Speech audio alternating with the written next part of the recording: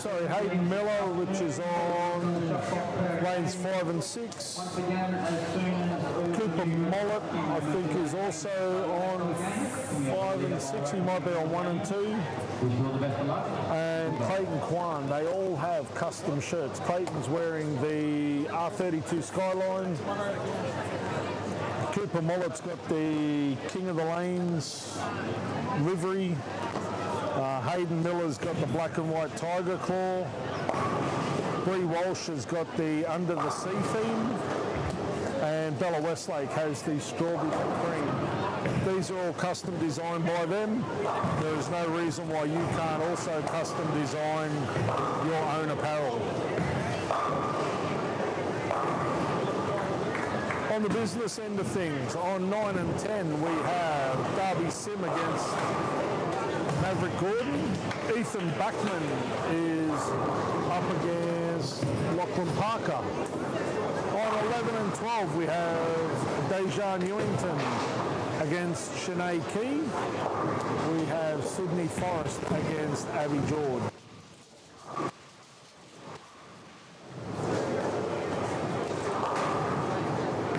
Ethan Backman can't quite wobble the 10 out. Maverick and Darby are a strike apiece. Maverick's 1 strike into a 300 game.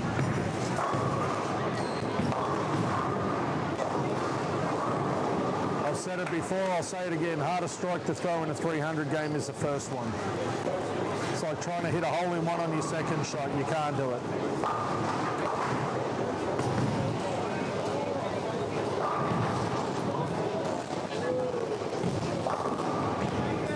Sydney with a strike to start her game number 9.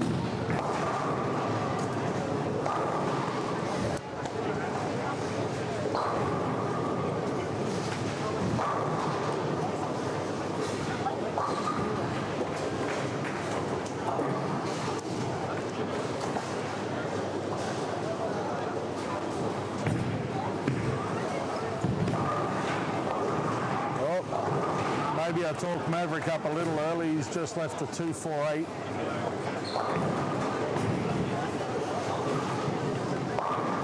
Dejan goes left, leaves a 1.369. Darby Sim with a 3.610. We did see him shoot 2.79 just before the break.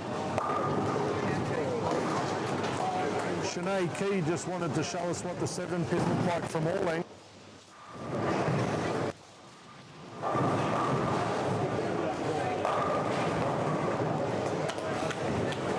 Maverick makes his 7 spare.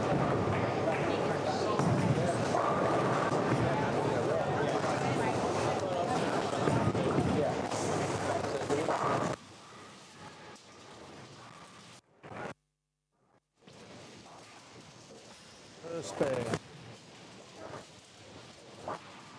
Big Kite just threw it in the right mode.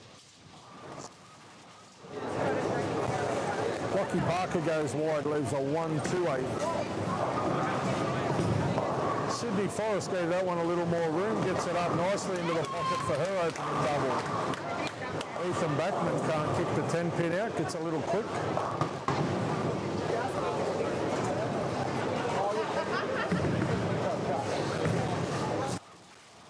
Abby George goes high for 6.10.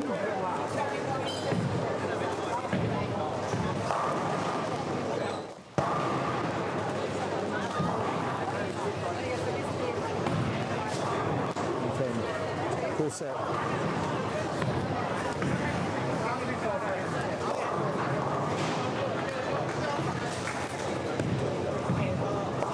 Abby covers her 8 spare.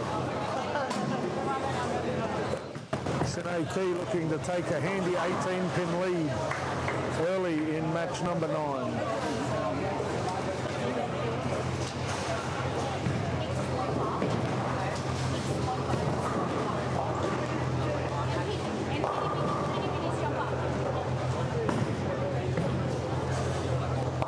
Shanae goes high, leaves a 3-pin.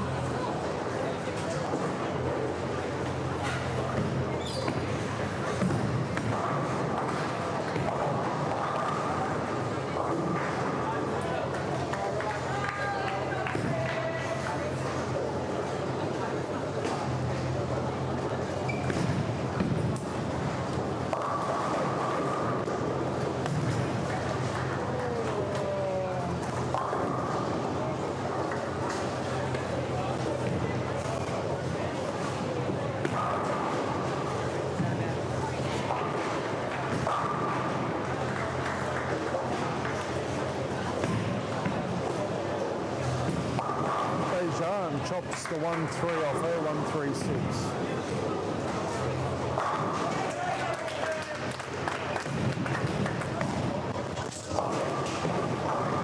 George can't kick out the 10.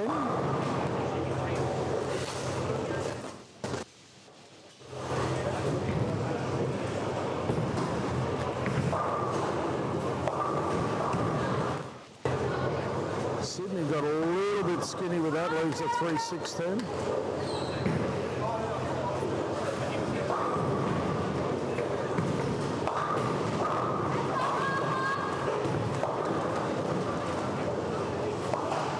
Abby makes her 9 spare.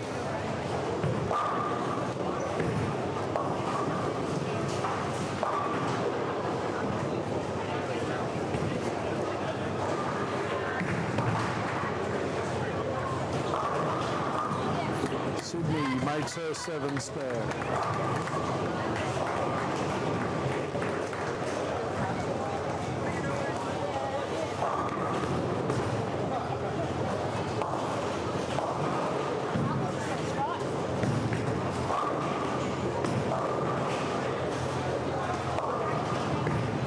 Dejan with a 3-6.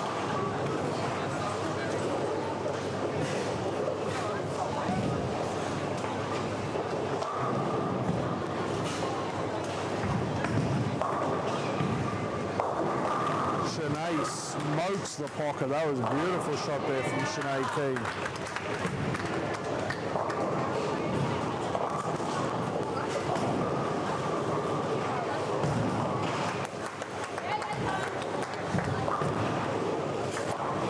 With an 8 spare. We're having a little bit of dramas on lane 10, but that's all right. I'm sure the professional technicians here at Sun City Tenpin will be all over that in no time at all.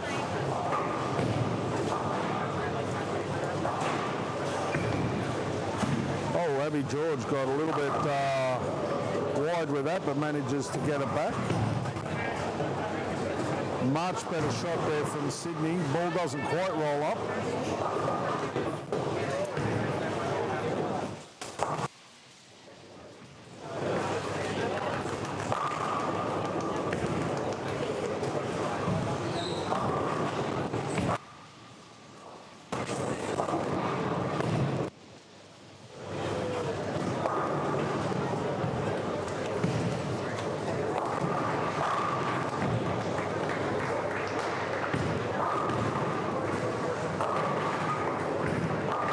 Sydney with a nice spare. Hey? I don't know what we're waiting for. What do you need? Waiting on that 10 pin. 10 pin on 10.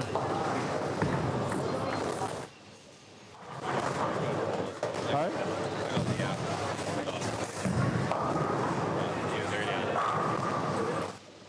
I don't have that.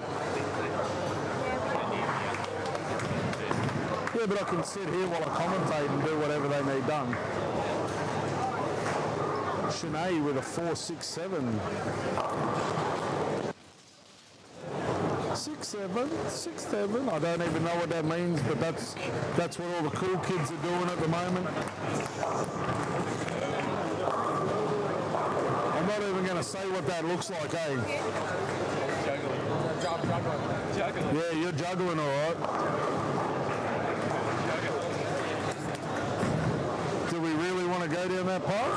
Go to juniors a bit. So you will. Wow. Oh, you tried that again.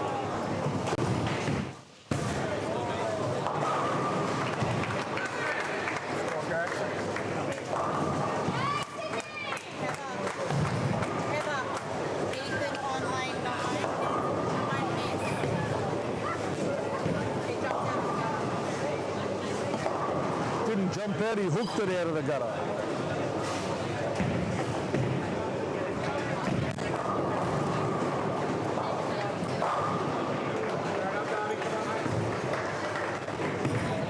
Abby George rolls one up for a double.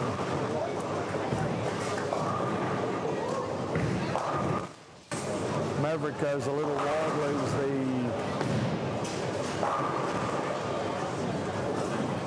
super washout, the 124,610.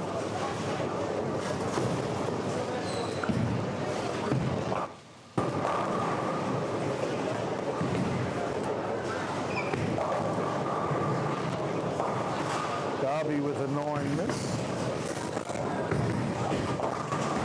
Maverick just takes 1.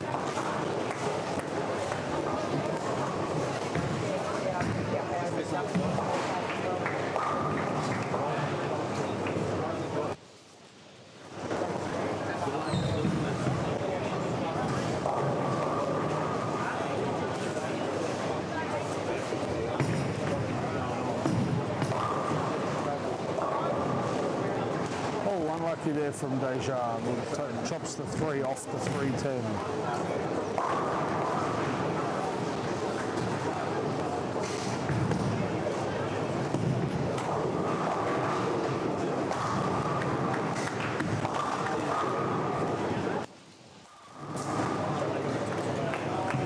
Abby George with 3 in a row.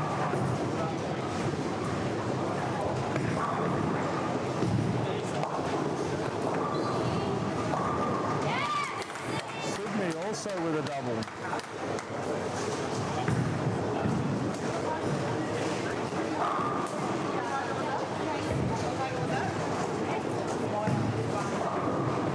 Maverick looking to get back on the strike path.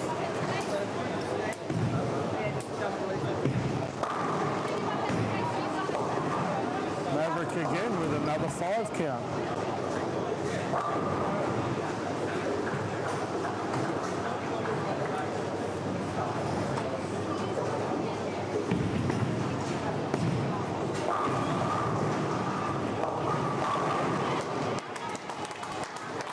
With a strike, put a bit of pressure back on Maverick.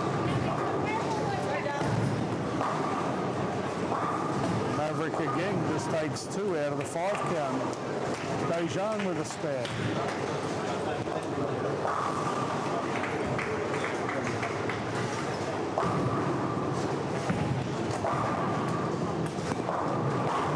Ethan rolls it nicely into the pocket.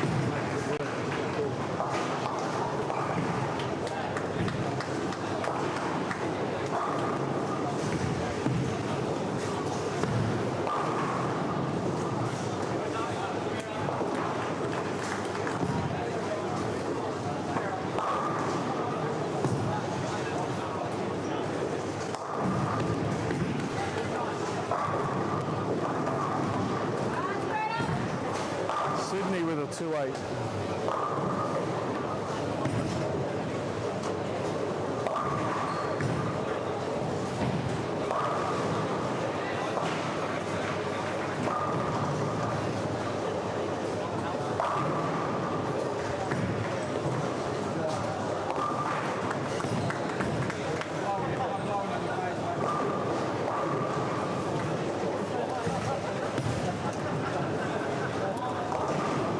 With a spare. Sydney with an 8 spare. Only 5 pins in the game between her and Abby George.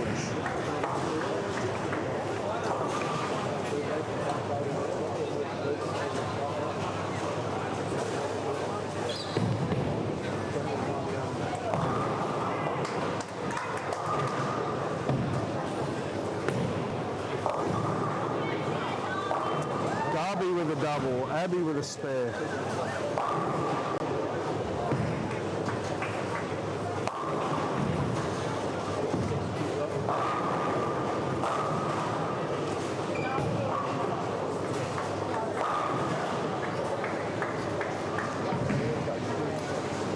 Ethan Backman looking for a double. Oh, steps up on young Lockie Parker. Is that a bit of a tactical move? I kind of like that.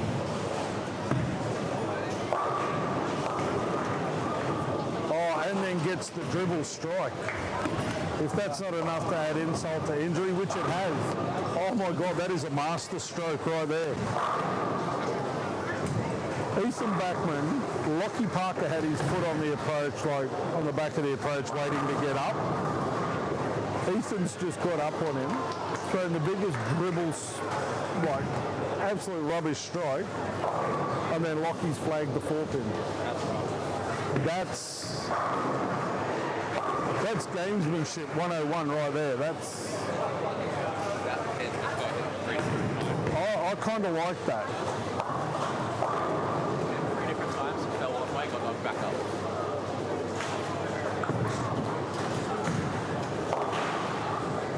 Yeah, I am not displeased with that tactic. Darby with a 7-pin after a double. He holds a 14-pin lead. Maverick makes the spare.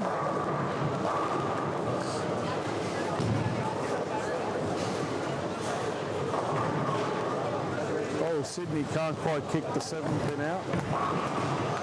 I'm going to have to steal one of these kids' fans, I think.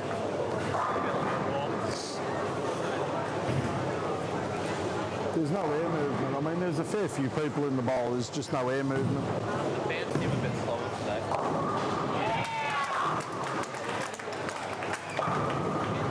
Abby winds it up, gets the strike. Dad's winding it up for her.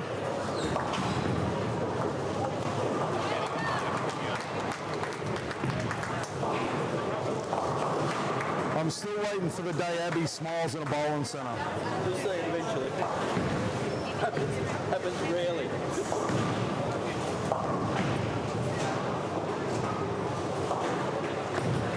I'll get it a smile. All right, just once.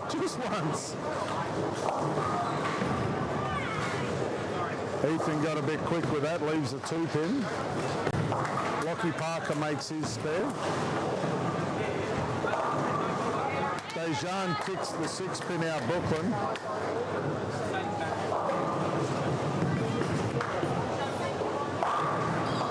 Shanae Key goes a little high, leaves a 4-7. Ethan makes his spare solidly.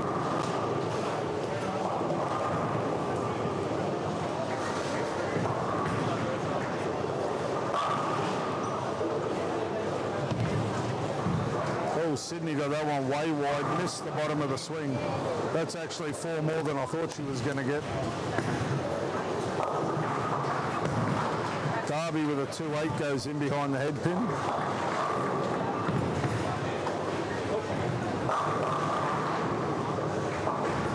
Alicia McGarry looks like winning her second go, first game of the day.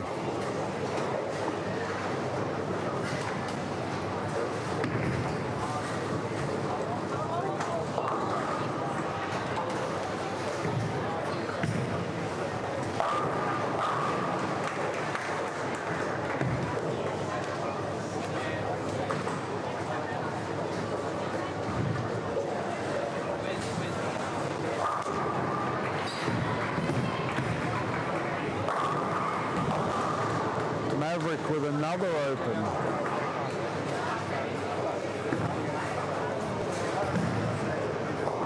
Okay, so Alicia McGarry looks like getting her first win of the day. Taking her 9 games to get a win. 166. So you have a look at Lockie Spencer. Lockie Spencer's averaging 210, won 4 games. He's probably had about 230 average thrown at him. After 6, it was 235. Absolutely ridiculous. Alrighty, so Abby George has a 10-pin lead over Sydney going into the 10th frame.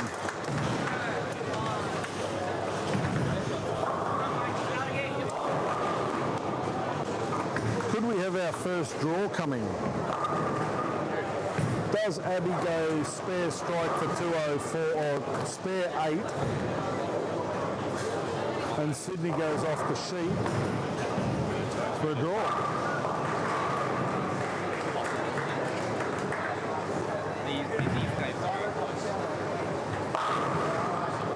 Maverick, giddy up, go you good thing.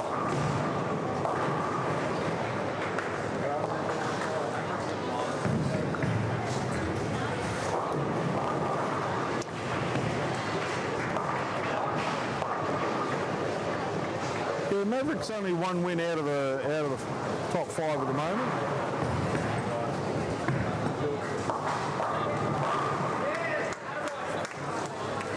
Lachlan fights back with a strike.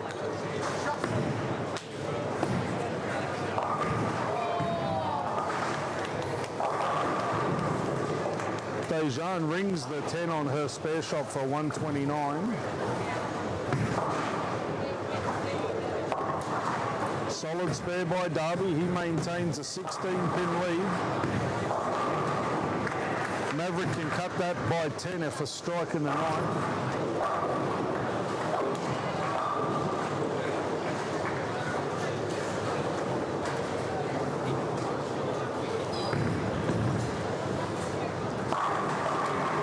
Sydney crushes the pocket. Great shot.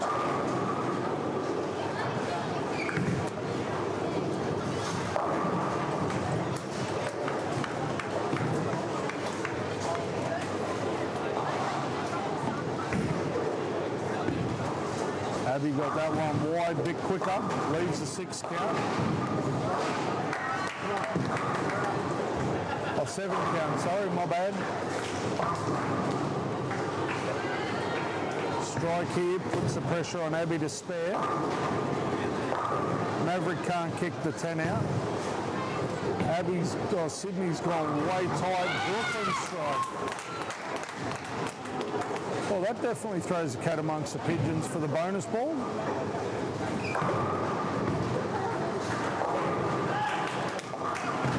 I don't know what you're worried about, Hayden. That was never going to miss that spare. I'd be more concerned about this shot.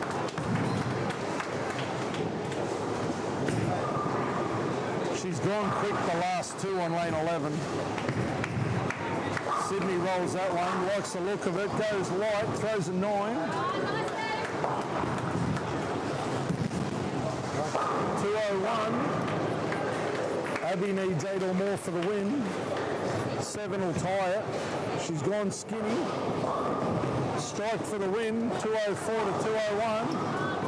There it is, first smile ever, yes. There we go. It's happened. You've heard it here first. Woo!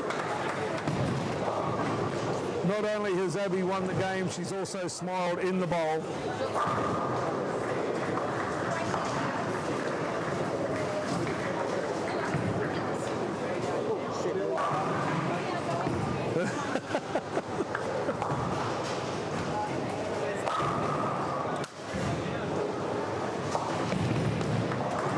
Okay, so Dejan with a 129 goes down to Shanae with a Sydney 201, just pipped at the post by Abby's 204.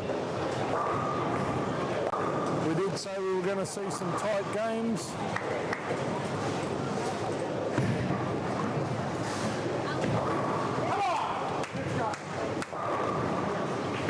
Darby strikes first ball of the 10th. William Hill's getting a bit excited. Maverick's gone wide for a 2-pin, can't win the game.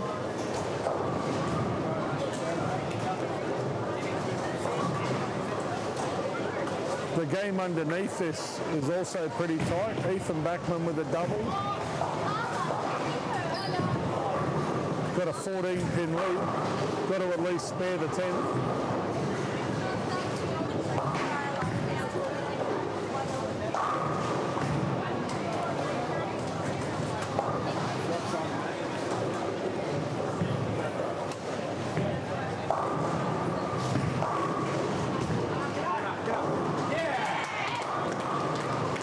Yeah, not bad. I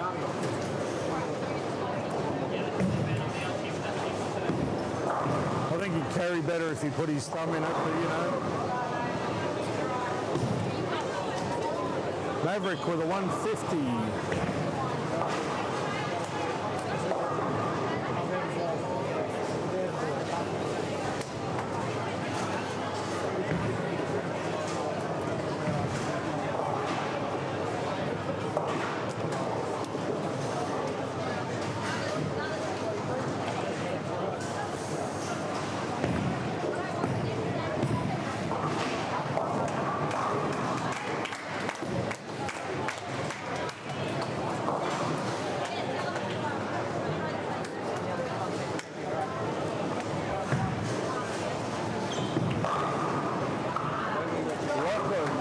Stones a 10. We practice. And that camera will get a good one. 19 rollers out. Give him off the second spot. There we go.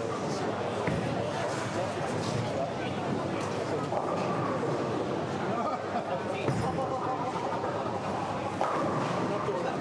Ball of choice. Now we're going to bowl of choice. Ethan Backman with a pocket 710. And maybe a couple of big ones. Yeah, set of concepts, yeah. Lachlan with a 164. Ethan can't lose this game.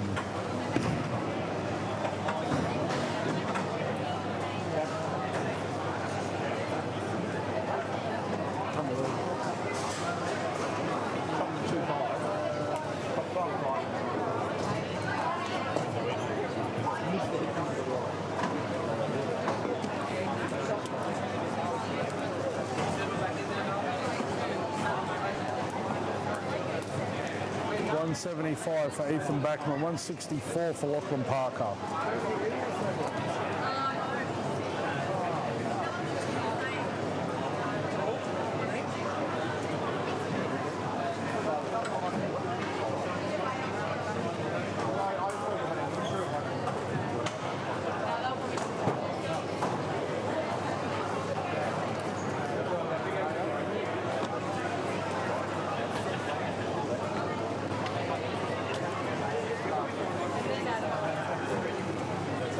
Sam Cooley looking very regal in his motive sweatshirt.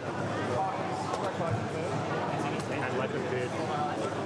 Yeah, I did notice the shave, but That's what happens when I lose a bet. hey, That's what happens when I lose a bet. who'd you lose the bet to? Rajkovic. Why? What do you do? I told him if he didn't come back with a medal from World Youth, I was shaving his bowl cut. He came back with a medal, so I shaved a beard. Fair call. That's a bet. Yeah.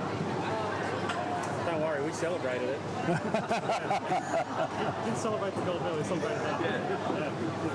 What's the view? That was more... That was an important part. Did you film it? Did you film the movie? Yeah, 2 nights ago. It's already halfway grown.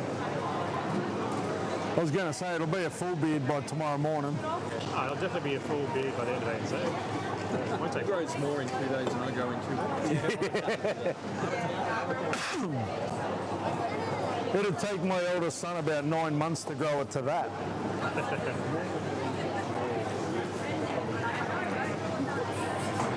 So who we got on here? Sam, That's my the sparing man, Cooper Mollett, I can spare it. Flynn and Jeremy. Spare what? You couldn't spare 5 cents in bus change. I watched you bowl over here. It's all right. We don't worry about it. Everyone tells me it's in the past. Oh, it's in the past, all right. Everything you bowled at, you went past. I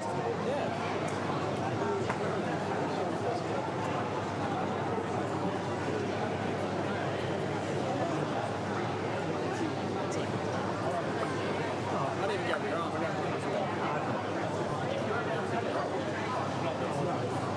So we have Chloe against Brianna, Rebecca against Eva on 11 and 12.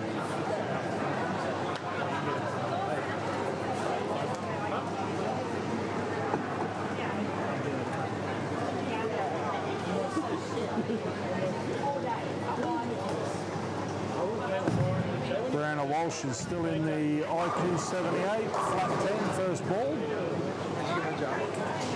Good solid start though, she's in the pocket.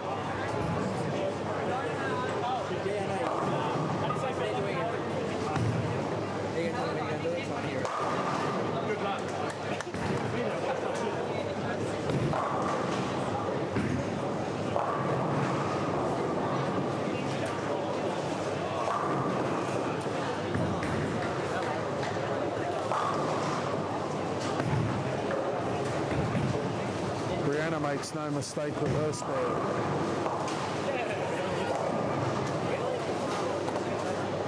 You don't like hurting that 10 pin, do you? Cooper can't quite roll out the 2.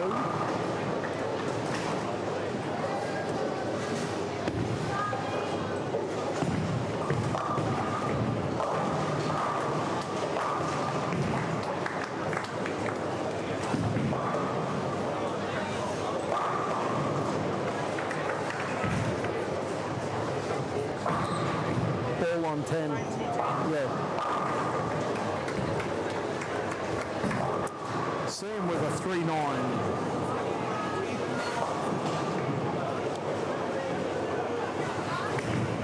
So what's that new Forge like, Sam? Have you had a chance to throw that yet? Which one? Is it the Forge Fuel? The orange one? Yeah, I haven't tried it yet. It's not approved yet. So I couldn't. It's just sitting at home. I was going to this is approved, but yeah. It's not until I think early September or very late August. Because I know Ken's advertising a release date of middle of August. That's it, yeah. He sent it up. I wasn't going to drill it if it wasn't like it wasn't any point in drilling it, bringing it here, not being able to use it yet. So I just didn't bother.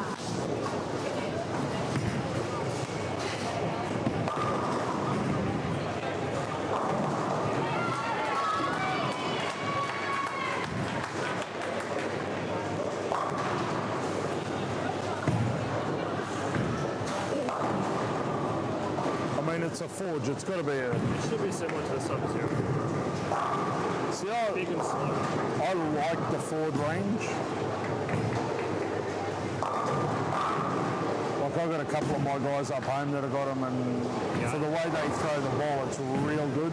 I really like the Sub-Zero. And you were Steel, but it was just so situated. right about that white jackal who drilled that up for young Braith, and he's thrown really, really well with it. Yeah, those limited run balls are pretty good. I think I bought one up this week. I don't think it's going to be in play. Not for the singles anyway. Maybe the teams.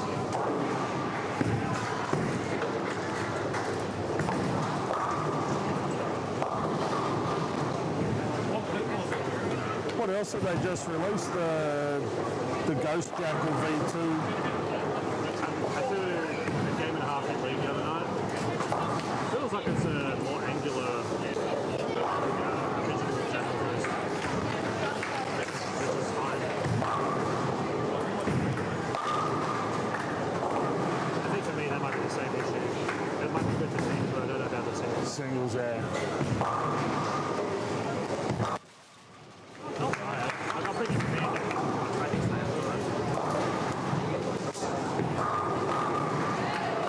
Well, you've got to have a throw with everything, don't you? Something may surprise you. I know you're a fan, so I won't even bother trying. So like one shot to confirm, like yeah, okay, so that will play. That one's definitely one of the. That one's definitely in play.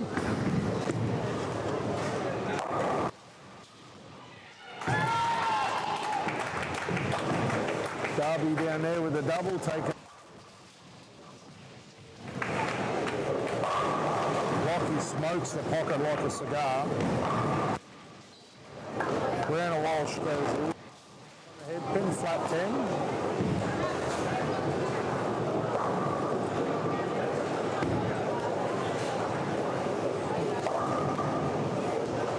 Chloe's playing really tight, not a lot of miss room for her.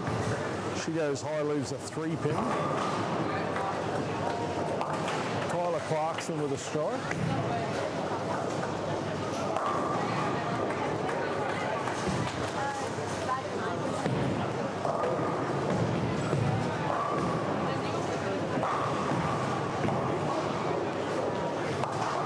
Much more solid 10 pin there from Brianna.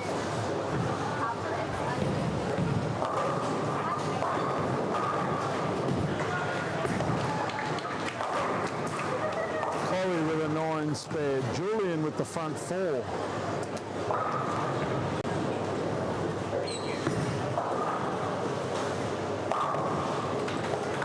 Sam with a strike.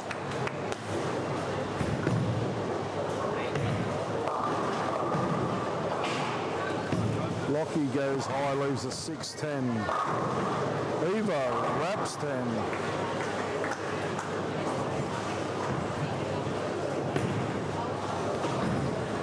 Cooper Mullet misses the 7-pin. 3 in a row for Rebecca Sutomo.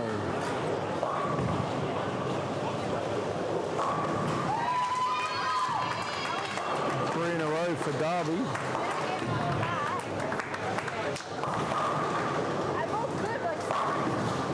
Flynn with a solid 10-pin. Eva makes her 9 spare.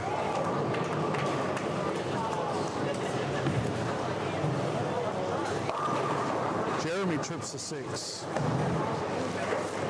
Bit of a muscle flex there from young Jeremy.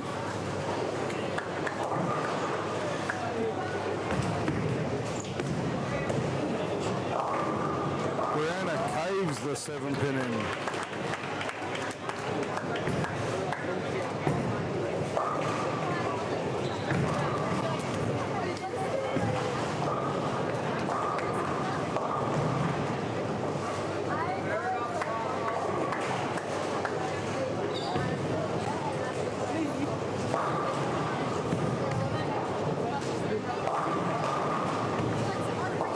Julian with the front 5. Eva pushes the 6 around the 10.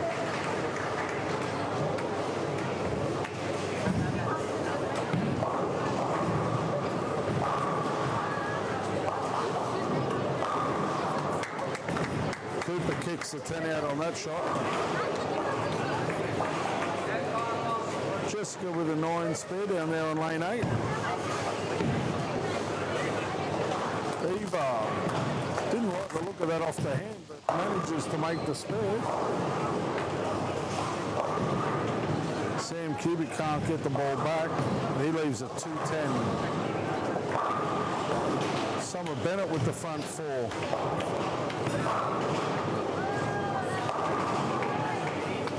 Jeremy with the double. Rebecca goes light, leaves a 2-pin.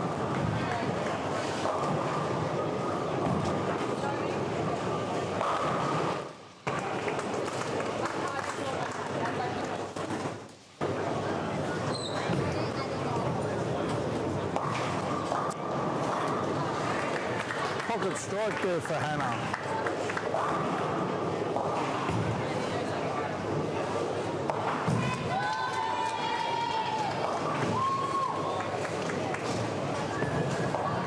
Darby has a 19-pin lead over Lockie.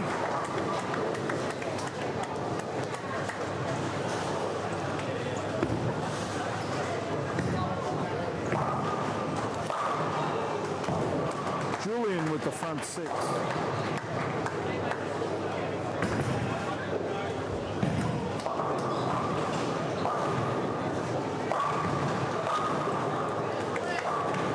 Flynn answers with a strike of his own. Summer goes through the nose for 5 in a row. Bree with another 10-pin on the right-hand lane. Sam also with a 10-pin on the right-hand lane.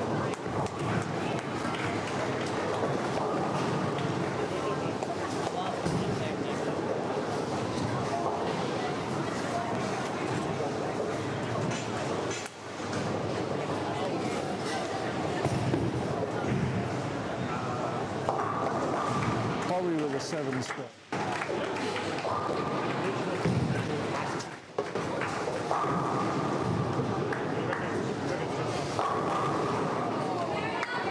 Leave it on the floor, Chloe.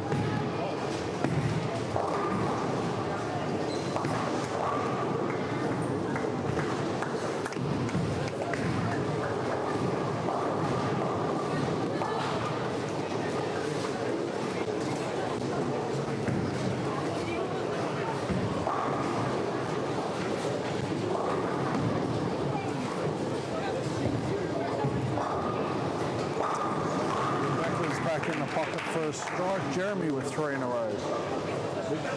Summer looking for the front 6.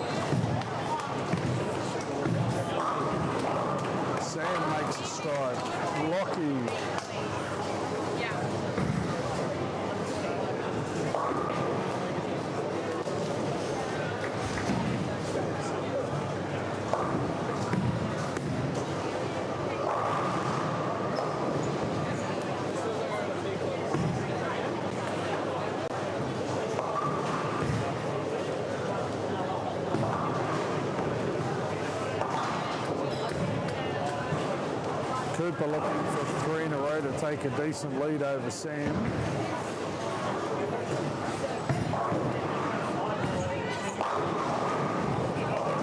Cooper rings a 10. Summers got the front 6. Eva with an 8 spare.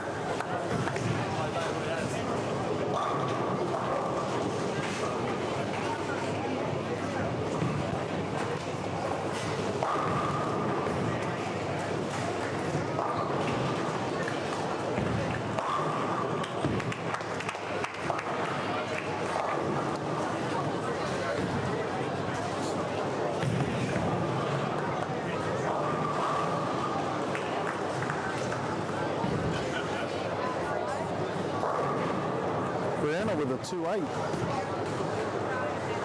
Chloe can't quite get that one back to the pocket. Cooper with another 9 miss. So one thing I don't like about this backup shot for a 10 pin, you don't know what the middle of the lane's going to do.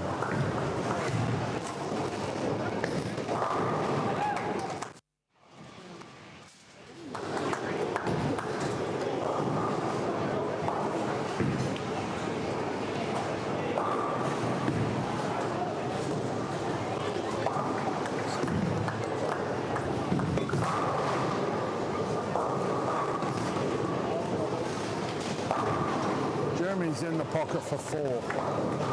Chloe for a 6 spare.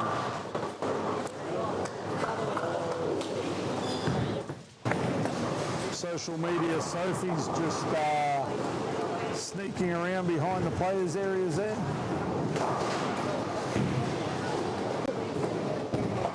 There mustn't be a free beanbag at the moment.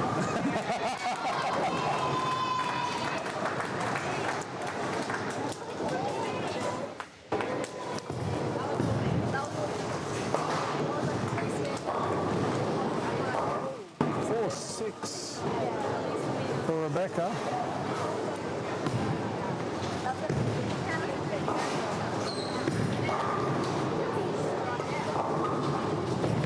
Sam Cubic with a 7 pin.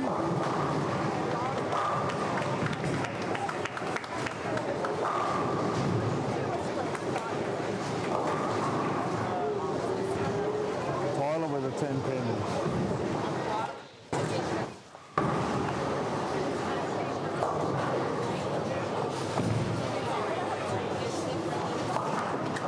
Cooper makes no mistake with his 7 pin. Julian with the front 8.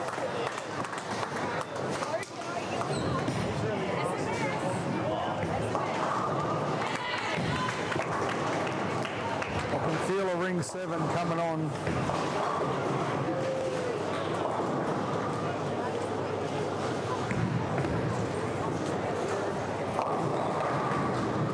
Chloe with a 3-6-10.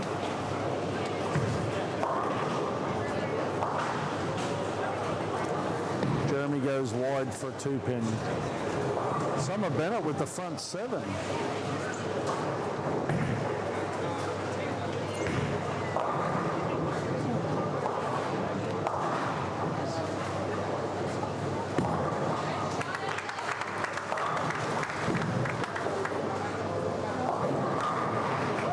Bree kicks the 10 out that time.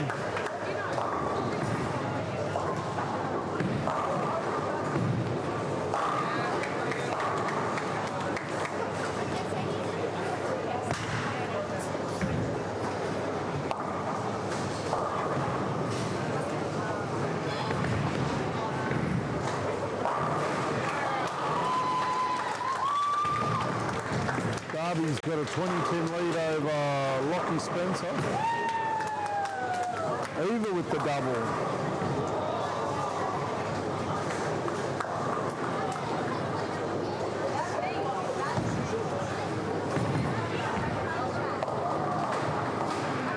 Rebecca can't quite carry the 3-6.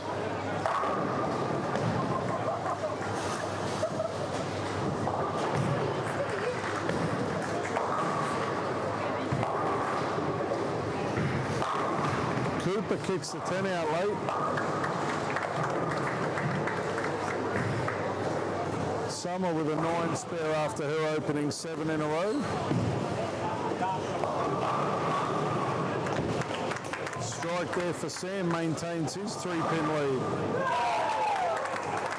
Oh, he split the 7-10.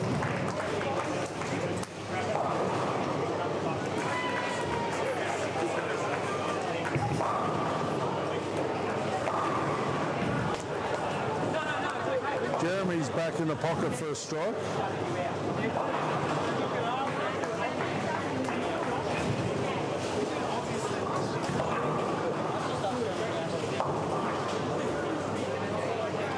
Two for Tyler.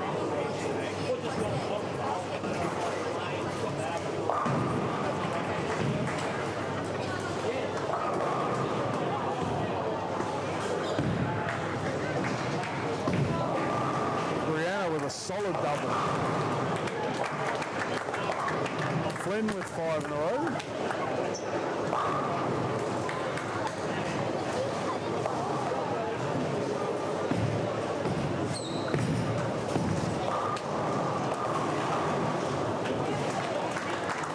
Sam with a double. Not a confident double, but a double nonetheless. I know for a fact it's the same though. You can't honestly tell me that's the most solid double you've thrown today. That was solid. Not even close. Perfect. I mean, look, hey, you've got the break and you've got to ride that for all it's worth, but... And when you're under the pump, carrying like that, if he rings a 10, makes that 10 pin look about the size of a matchstick. Well, he's flagged 2 10 pins already.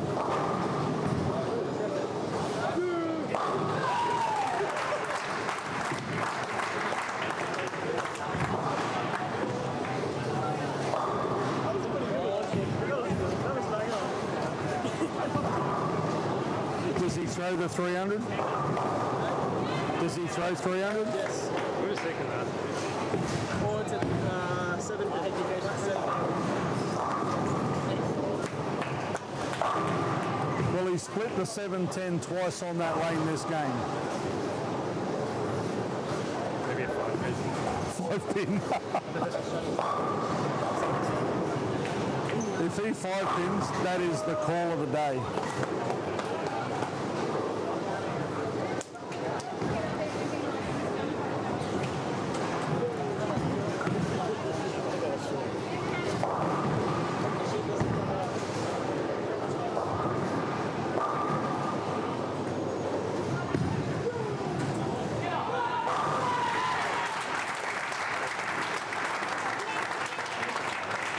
That's 11 in a row. Mind you, we saw Clayton throw 11 flush and then wash out. Brianna's just doing Brianna things. It's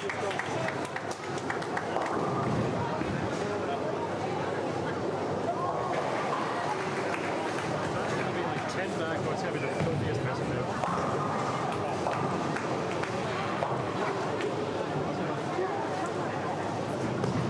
I mean, all he gets for it's a round of applause, so...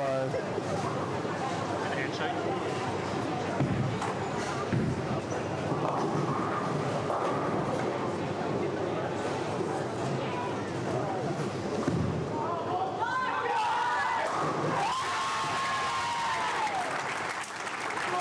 That's a foul. He come off on the wrong approach. It's a foul. It's the right thing. Isn't it a foul? He come off on the wrong approach. It's a foul. It's a foul. The 12 strike, 290. It's a foul.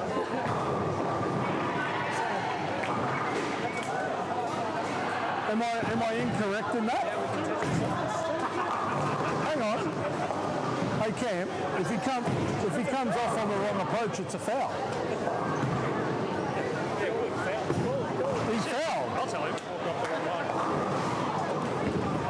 I mean, you've got to be realistic. You come off on the wrong approach, it's a foul.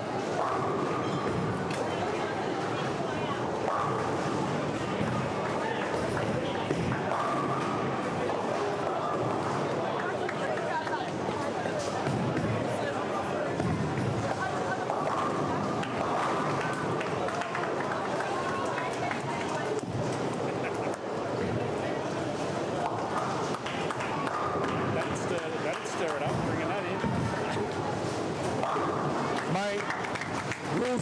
Blues.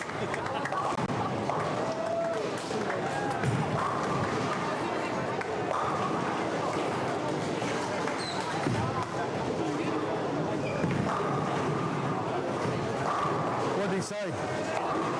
Well, I said kind of joke, but he just laughed. I mean, is that on? Doesn't matter, I've called it a foul. Is that on?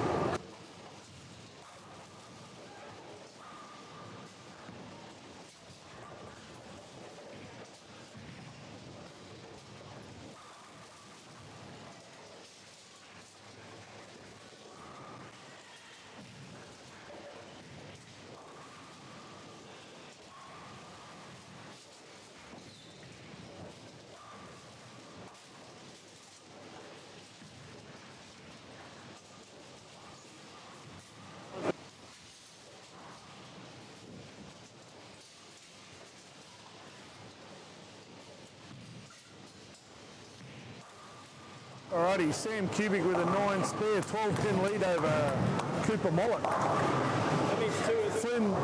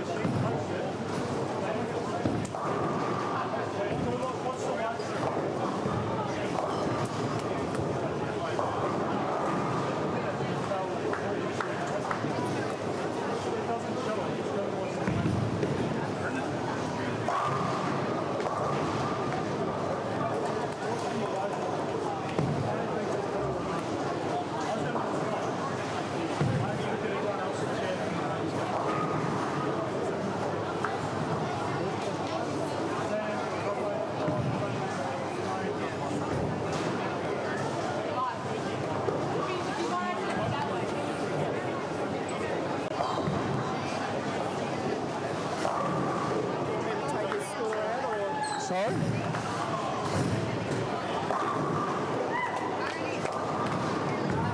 Take the 9 out and just leave it there and What did he do? watch what you lost.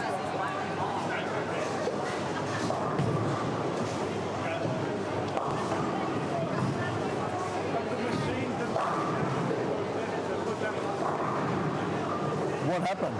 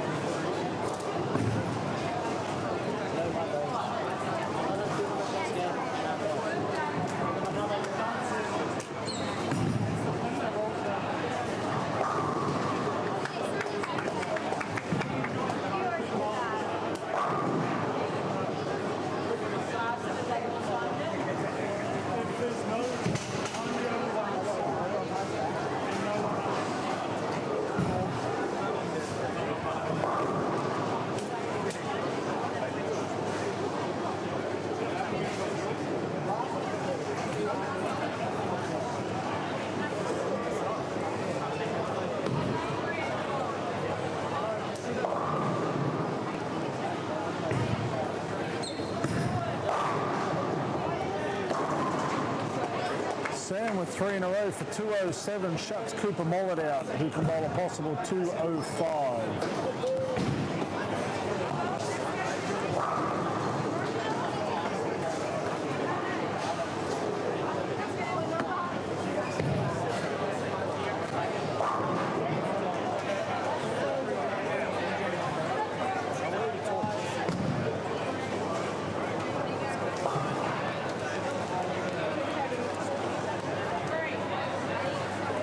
Pin stand.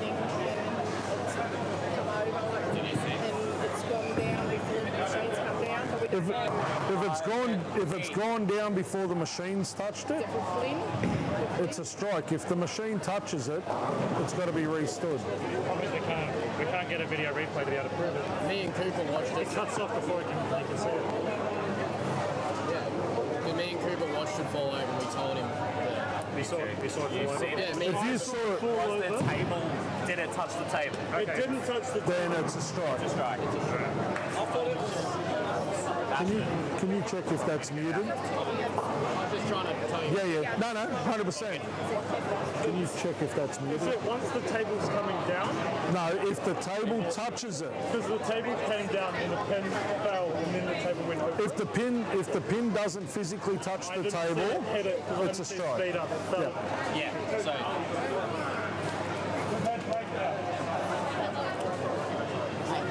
Can you check if that's muted? Emily, what's happening? Where are you going to? When are you going to be here so we can talk?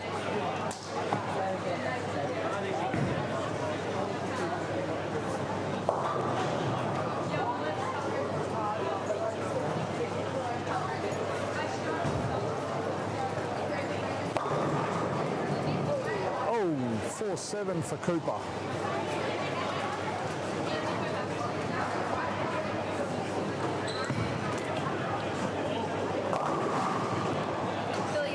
Hello, number 3. What's going on? Just bought 257. Look at you go. Urethane. Urethanes look really good for you all day. Okay. Yeah, urethane has looked really, really good for you all day. remember how to bowl? I did. Got the fresh as well. Not just the bird. Mind you, she's left-handed. It's not like she's got a lot to contend with. He showed you that. Now we'll just do that. He's also trying to He's also throwing a purple hammer. She got the red one. That's an extra 26 before he starts. It's like the bonus pin. Don't even get me started on them bonus pins. I just had that rant. This rant is just going to, that rant's going to be the all day. What's going on, Chloe? Do you want to bowl for me? If my body would allow me to, I would say I will happily step in for you. My body's not allowing me to. Why are you throwing it so tight? Because my thumb and my finger are so sore. Yeah, but normally you've got this nice little left to right fade and that shot is there. You're just, I don't know, it's like you're trying to throw too good a shot. Does that make sense? It's just the conditions here are so bad. I don't know. But it sounds dumb, but this condition actually suits your natural game. It's just so hot. And If you- everything swells and then my feet get sore because the lanes are sticky. And it's just everything contributes into one and then all I'm thinking about is my hands. Hand, my feet, yeah. My feet. Yeah. And it's just great. It's alright. I'll improve this. I feel you're on the cusp of something great, all right? I'll get I can feel it.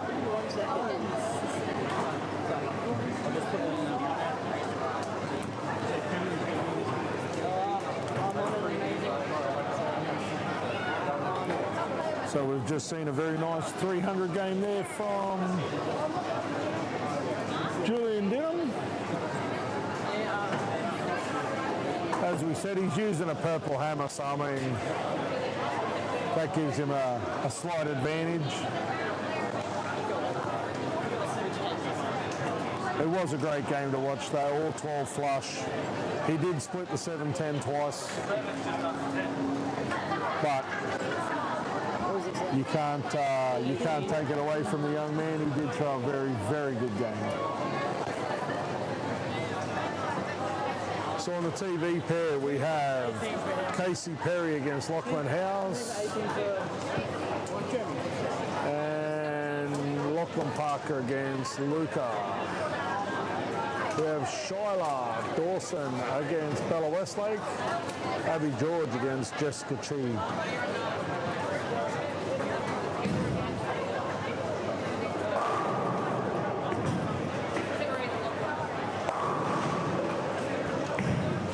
game number 10 is underway. Oh, sorry. Game number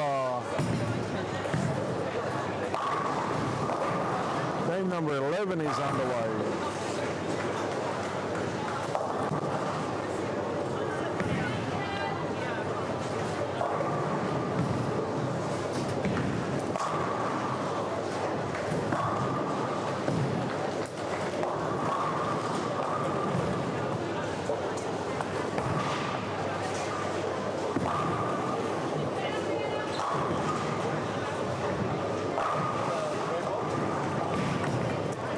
Charlotte Dawson goes in behind the head pin to leave just the 2 pin.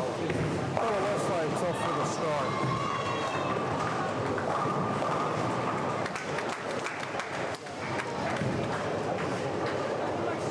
Casey Perry with a strike.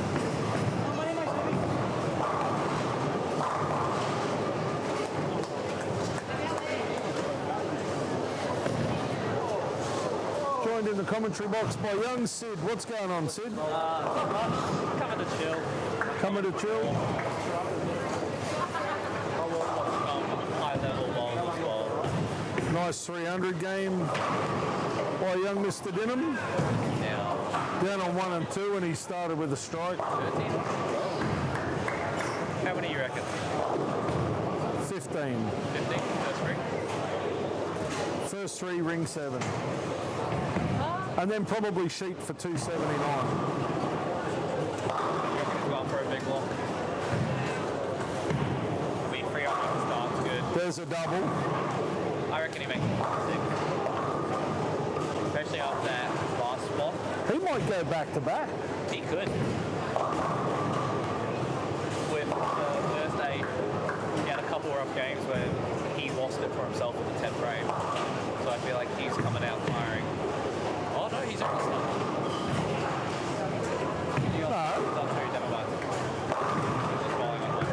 Oh, Lachlan pushes the 6 pin forward late. He just throws healers. Yep.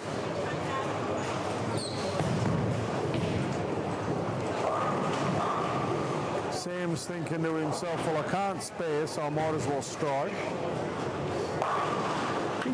He's been really like real up and down with his sparing today. He's had games where he could throw it at a pinhead and hit it, and then there's other, like the game he bowled on 11 and 12 before lunch.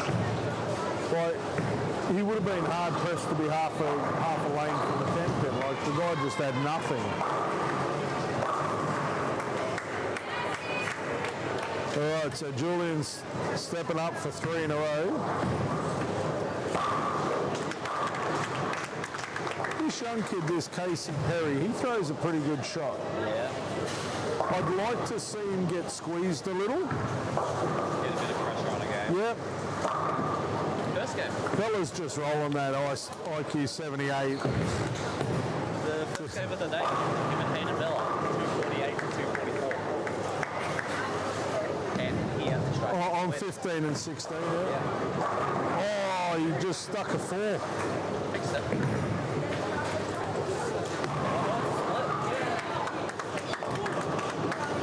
Oh, what's he left with that? I know the post's in the way. All I saw was the 4 pin. On the replay. I can't Wow. see it yet.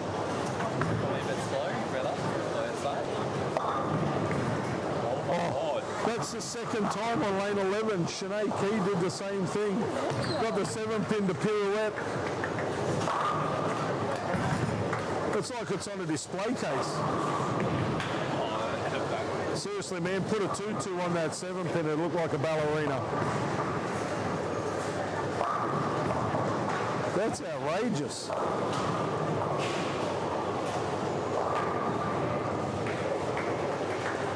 Sinead's off with a double. Jessica with a spare. Oh! Another Aramex messenger. The thing just doesn't deliver.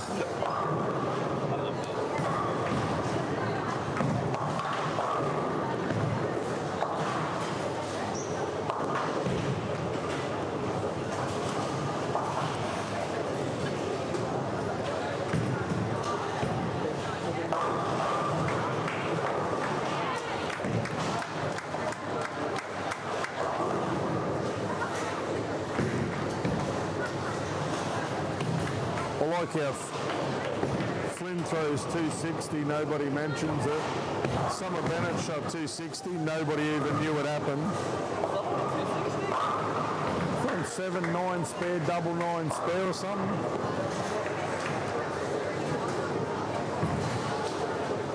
There's been some great scores thrown. Like, it's easy to see why these guys are the best in the country.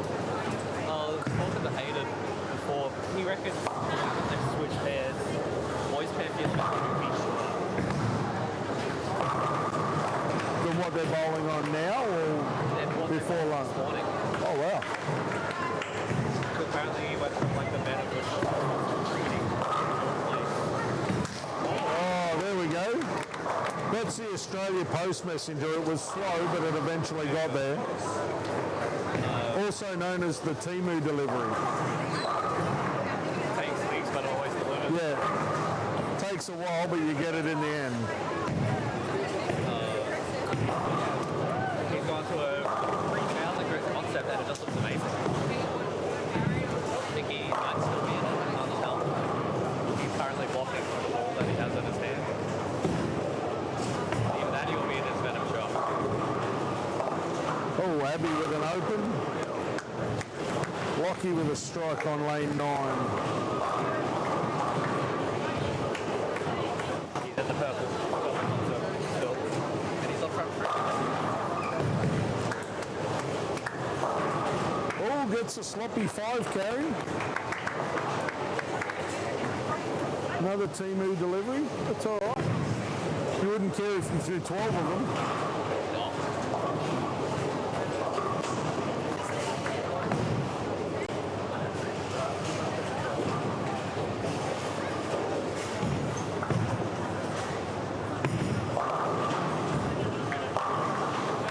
Much better shot there by Casey. Kicks the 10 out. Mind you, he missed the 10 pin by half a lane last shot. Don't need to spare when you can throw 10 strikes a game, apparently. Sam? Yeah, that's what I mean. His spare game's gone to rubbish, so Bugger would just throw 300. Could we have back-to-back 300s on the same pair?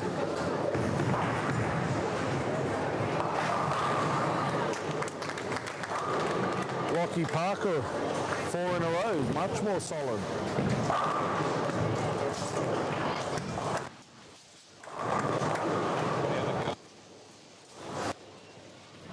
Yeah, Summer Bennett, front 7.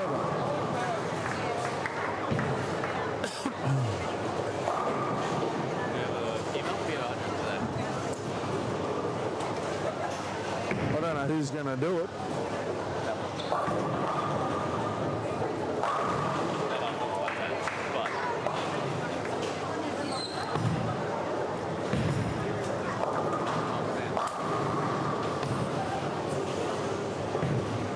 The commentary box has their hand up for a free drink. Sam Cooley's got his hand up. Zane Perlow's looking for a free drink. Could be an expensive shot for young Sam. What's up, Lachlan? What do you need, Lachlan?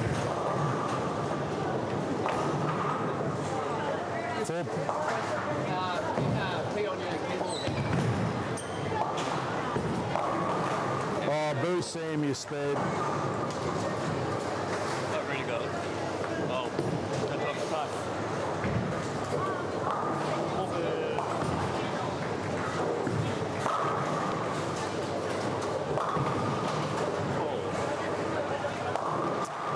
Abbey with a strike, nearly smiled, nearly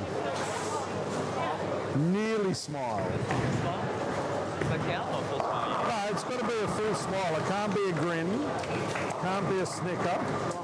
It's got to be a proper, I enjoyed that shot smile. Hayden's that. Hayden's got the front 5. Someone down there on 1 and 2's got the front 5. Hayden's down there.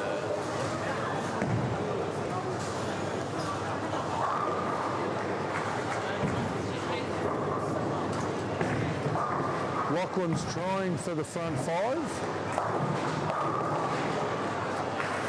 We've only had one person throw 300 in front of the commentary box. That. EJ Tackett last year on 11 and 12. I mean, if a man could, it would be him. And Jake Sayer and I called it. We watched him bowl the first block up there, and I said to Jake, I said, I bet you any money he throws 300 down here. He said, you reckon he will? I said, yep. I said he's used every ball in his arsenal to warm up and throw the first block. Like he threw 4-0 for his first block. Then he's come down here, and Jake watched him throw the first one. He goes, yeah, you'll throw 300 here. And never looked like being anything else. So he's just throwing the 6 balls in his bag to see what the lanes is set to do and see what balls work the best. And as I said on the commentary last year, I said, you've got to watch guys like EJ Tackett, Sam Cooley. Well, when Marshall Kemp gets out here, Tim Foy, when they all get here, you've got to watch, I mean, be in awe of how they throw the ball, 100%. But watch the way they set a qualifying up, or watch the way they set a block of games up. They manipulate a pattern and build to a point where they get comfortable. Then they hold that, knowing full well that they're through to the next stage. Like I was talking to Sam earlier, he reckons he's bought a couple of balls with him that may not work in the singles, but will definitely work in the teams. But he's still going to throw them in practice in case something sparks a bit of interest. Well, but it's always a surprise the ball that works the best. Yep. Oh, wow. That was, yep. So Lockie Parker with the front 5.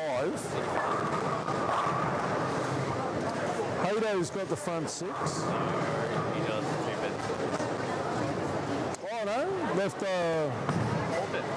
a 4 pin. Front 5 down on lane 2. Against Julian this time. No, under Julian.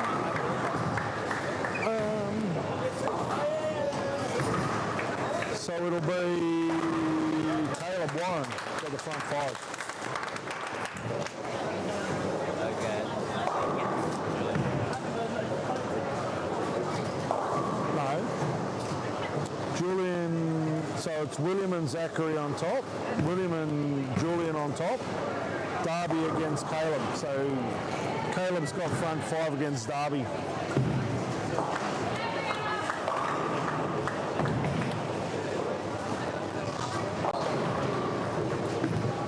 Bella with a 6-8.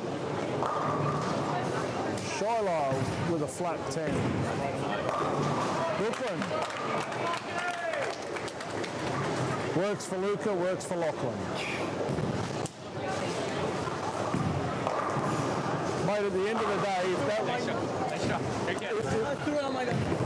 that was your 12th shot for 300, you wouldn't give it back, so why give it back in the middle of a game?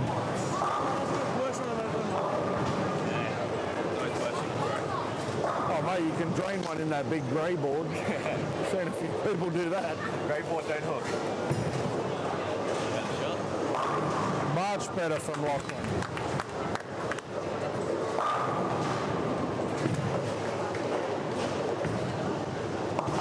Charlotte with a 9 spare. She's solid through the first 6 frames.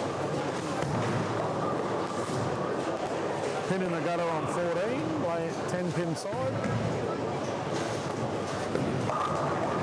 Jessica rolls up.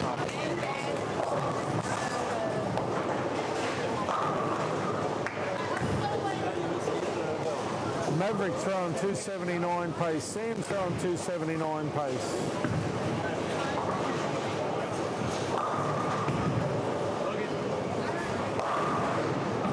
Casey with a 4-7.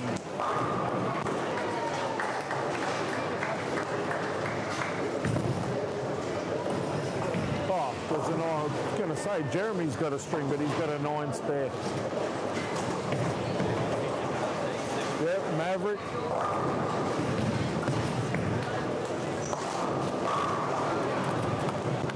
Luca's not going anywhere, putting a bit of pressure on Lachlan, who's got the front six. Caleb's thrown a 7 split down there on lane 1. His 300 runs gone.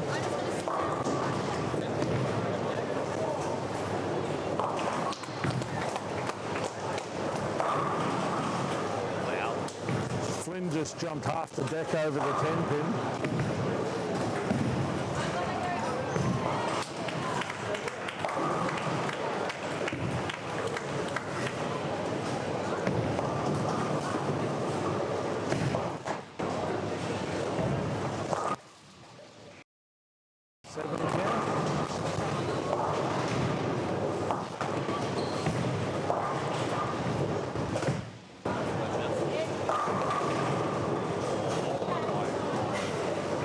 Too slow. Yeah.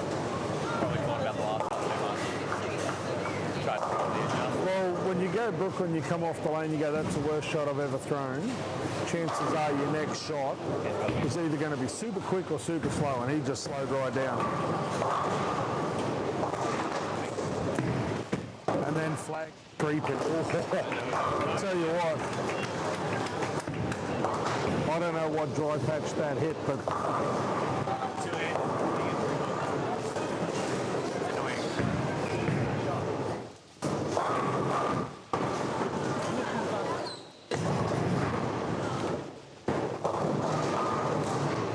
just can't quite kick the 10 out.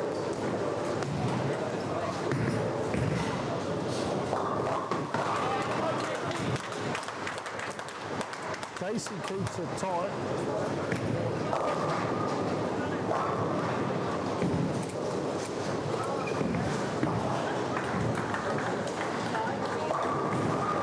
Abby gets in there for a strike.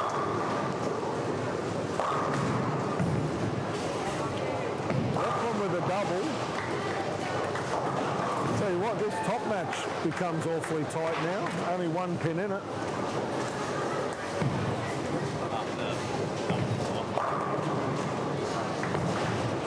How costly are both of those single pins going to be? Because this is going to be whoever flinches loses. There's a strike straight after it.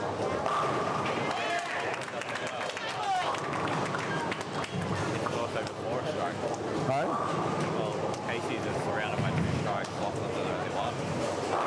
Casey's is a bit more. Well, yeah.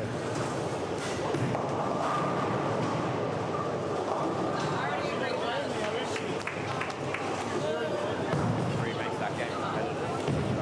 Hey? 3 makes that game competitive with that strike. 2 sticks in it. 124, yeah.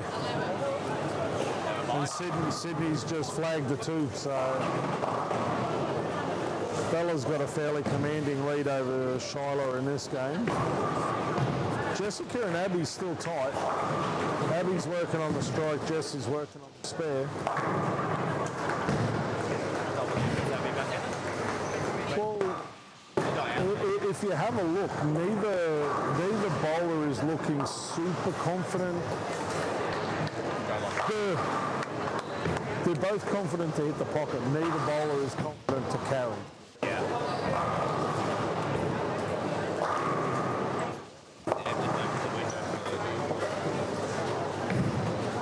Josh has got a strike.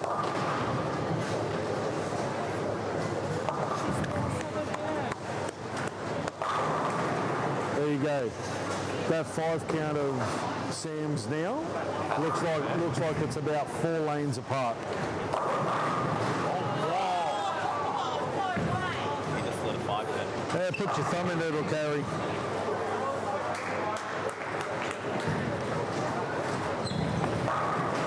That's twice on that lane. A pin's looked like it's going to fall, and another pin's held it up. Remember Maverick did that on that pair? To a wedding. Hey? Oh yeah, the pirouette, yeah. right terminology there. Nice shot there by Jess.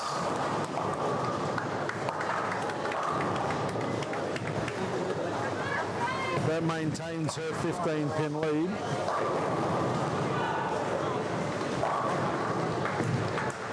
Julian's getting excited now.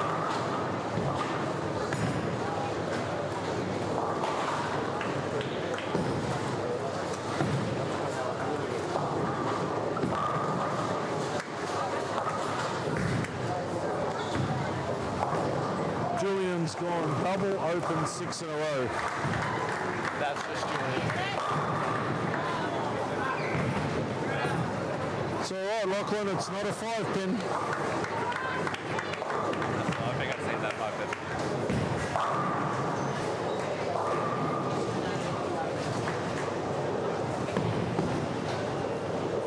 Lockie Spencer will take the win over Zeb Holt. Emily Starkey will take the win over Chloe Brenham.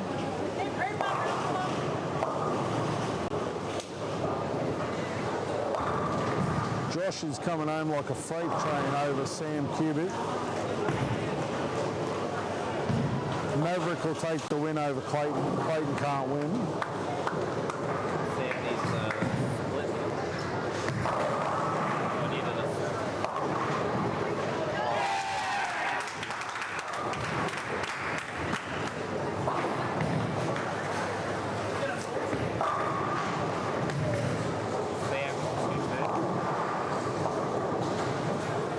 Lockie's got a strike, must strike here. Oh, the messenger.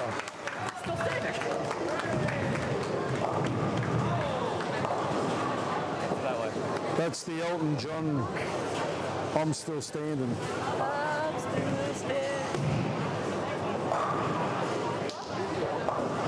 Can Sam win?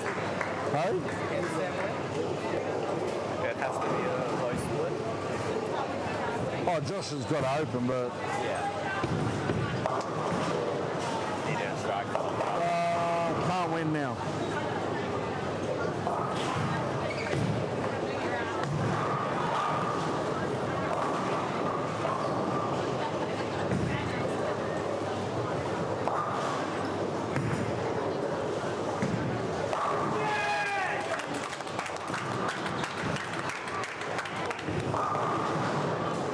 Lachlan Spencer with a win. Mate, Lockie's on fire.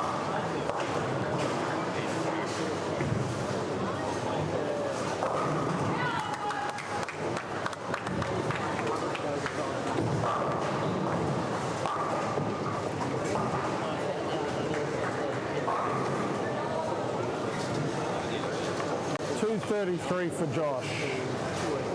I'll be back, Bill. I'll be here.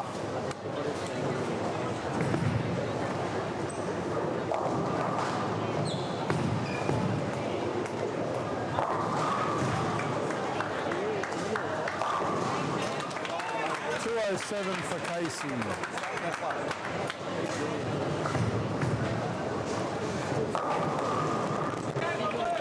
$2.25 for Lachlan House.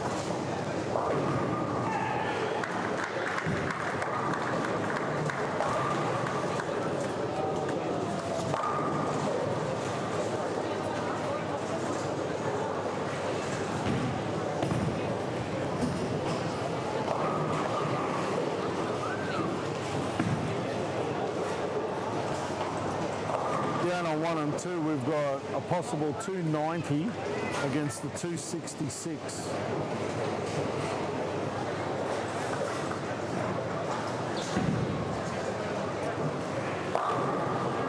William Zachariah just threw 290 against Julian Denham's 266.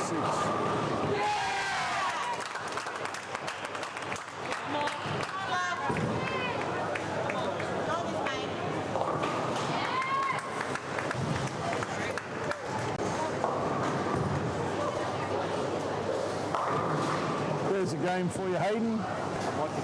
290, 266. William Zachariah beat Julian. Three's got to get one before the draw if he's right.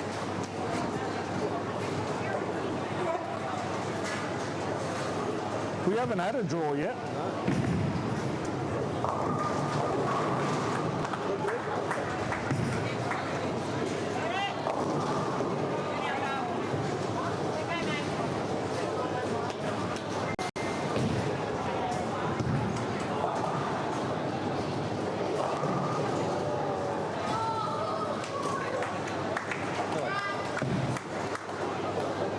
Brianna Walsh gets away with a sneaky one, 171, 170.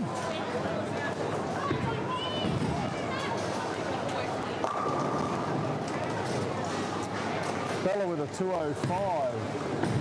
Mr. Adam Spencer, what's going on? How are we? Oh, you know, just watching some fantastic bowling. Nice. Great game down on 1 and 2. William Zachariah 290 over Julian's 266. Are you talking up, mate? I heard it was 280.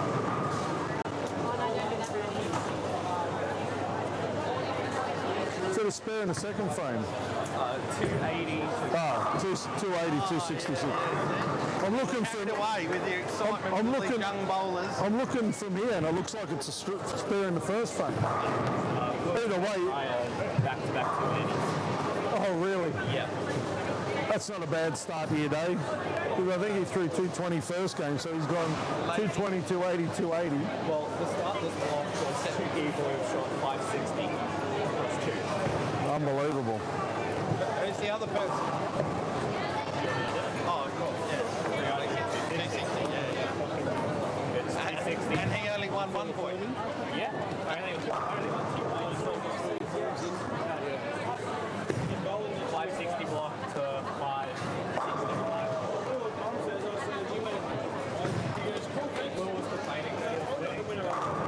Who? Will. He was winning, but he wasn't scoring.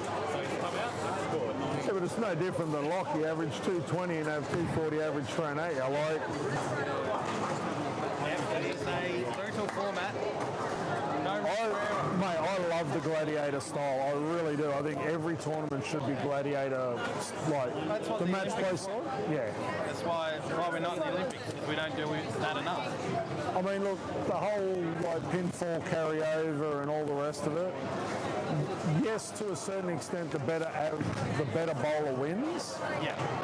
or the more consistent bowler wins. Yeah.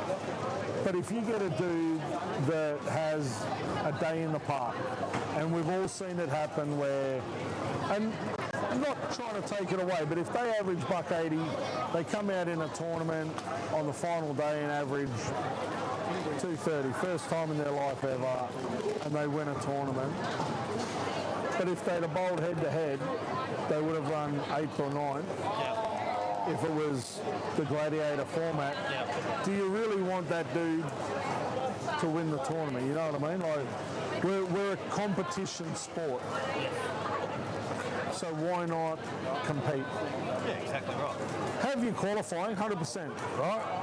Yeah, and I think 8 games, 10 games, 100 games. Doesn't matter what it is. I think you have to have that in all sports, right? To get you cream of That's right. who's in form to show up in the finals.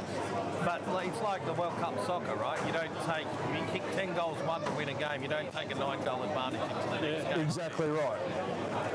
And that's Exactly. what I think people fail to recognise is that, you know, this format makes you show up each game. And it's no different to the World Cup in soccer and many other sports. Emily, finally! What's it taken us? It's taken us 12 games to get to this point. It's on 9 before. Only 11, isn't it? When? Is this game? When were you on lane 9? Earlier this morning. There we go. Yeah. See, it was that long ago, I've forgotten. My old memory Yesterday. Basically yesterday. could have been.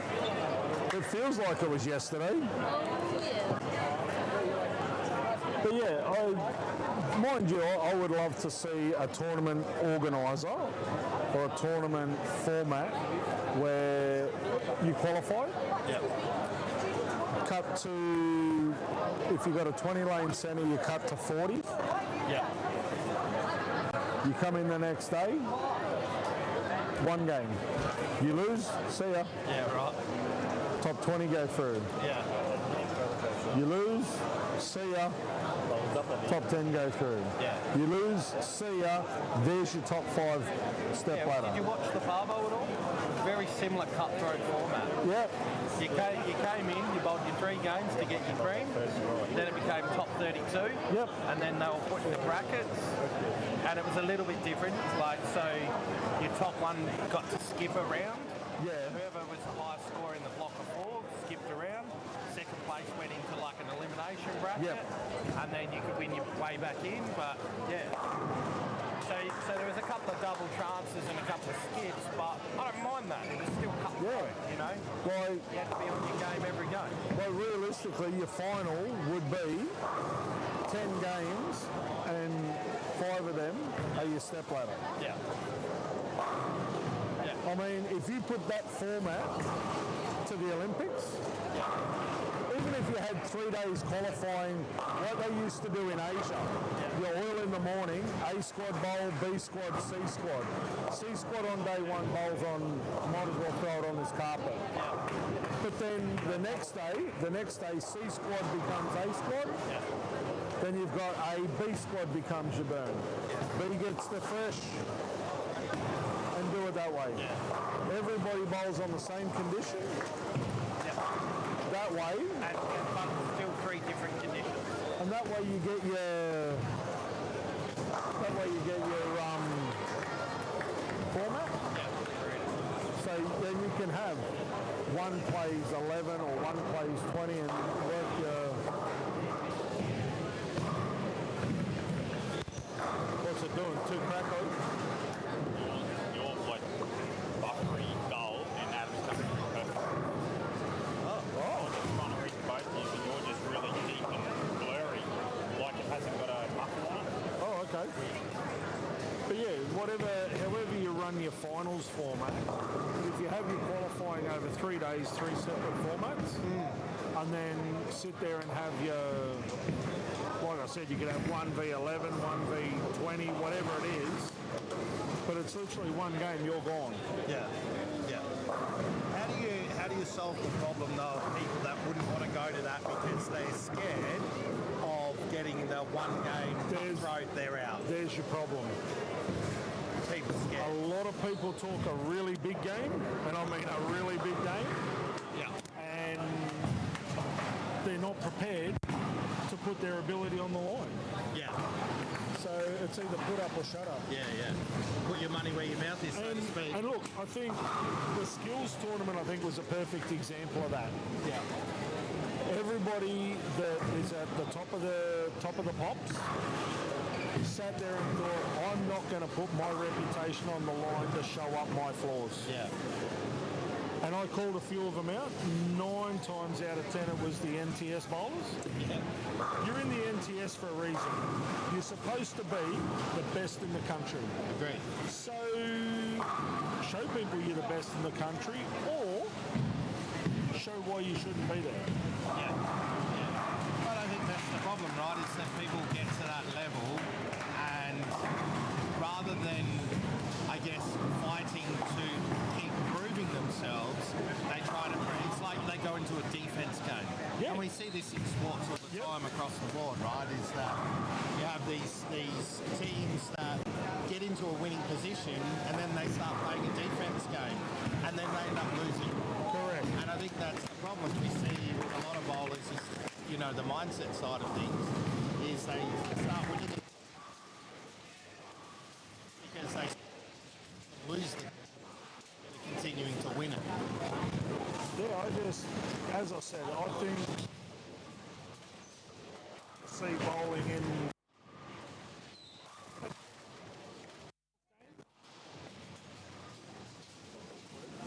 is to start running. It is a gladiator sport. I think we've got to run. I think we've got to run that cutthroat format. Yeah, Even in the Olympics, right? You want to have your heats. Yep. So your heats would be your qualifying. Yeah. Right?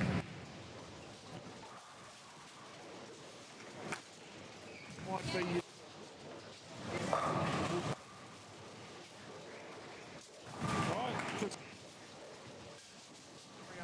bowlers turn up. Yep. Right, you cut to your top 60.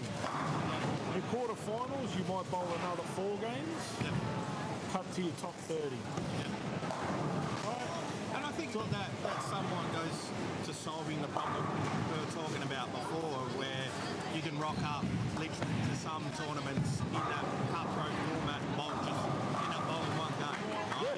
But if we do something like that, that's a bit more of a hybrid, where you've got 3 or 4 game blocks times. You might. I mean, look at our ranked events. You can turn up, bowl your qualifying. Most ranked events are 8 to 10 games, and that's it for you. So if we're prepared to do that, why would we not be prepared to show up for 12 games in 3 blocks of 4 eliminators? Yep. And that then gets you your top half of the field that can then go on and do 1 game eliminators. That's it.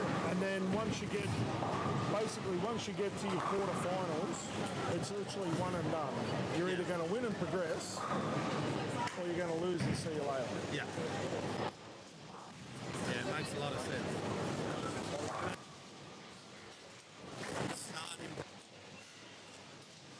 Understand the concept of, if we want to be part of the Olympics,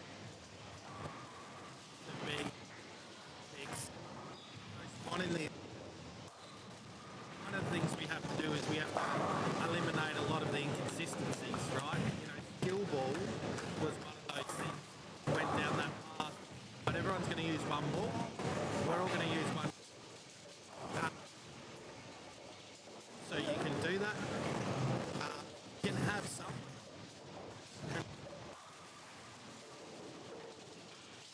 Is as consistent as. Look, with Kegel and say one machine for this long, or 2 machines depending on the size of the centre, and have an independent,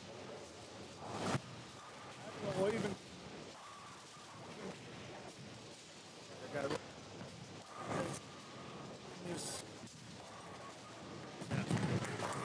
we're going to random pattern it. 8 is what we're going to qualify on. 4 is what we're going to buy. Yeah, put him in like a just that lotto draw. They did that at the Pavo as well with their lane draw. So I just sport as a sport, of it as a sport. Given participation awards, Harry wants to come and check the comments, mate. It'll be blowing up now. let him. But my point is, those are better bowlers aren't prepared to put on the line if the pattern or the conditions or the centre one conducive to them. And to me, bowler, it makes you a good bowler in that centre. It's like these people who say they're pro bowling, right? But then they'll pick and choose tournaments that they'll support. And I think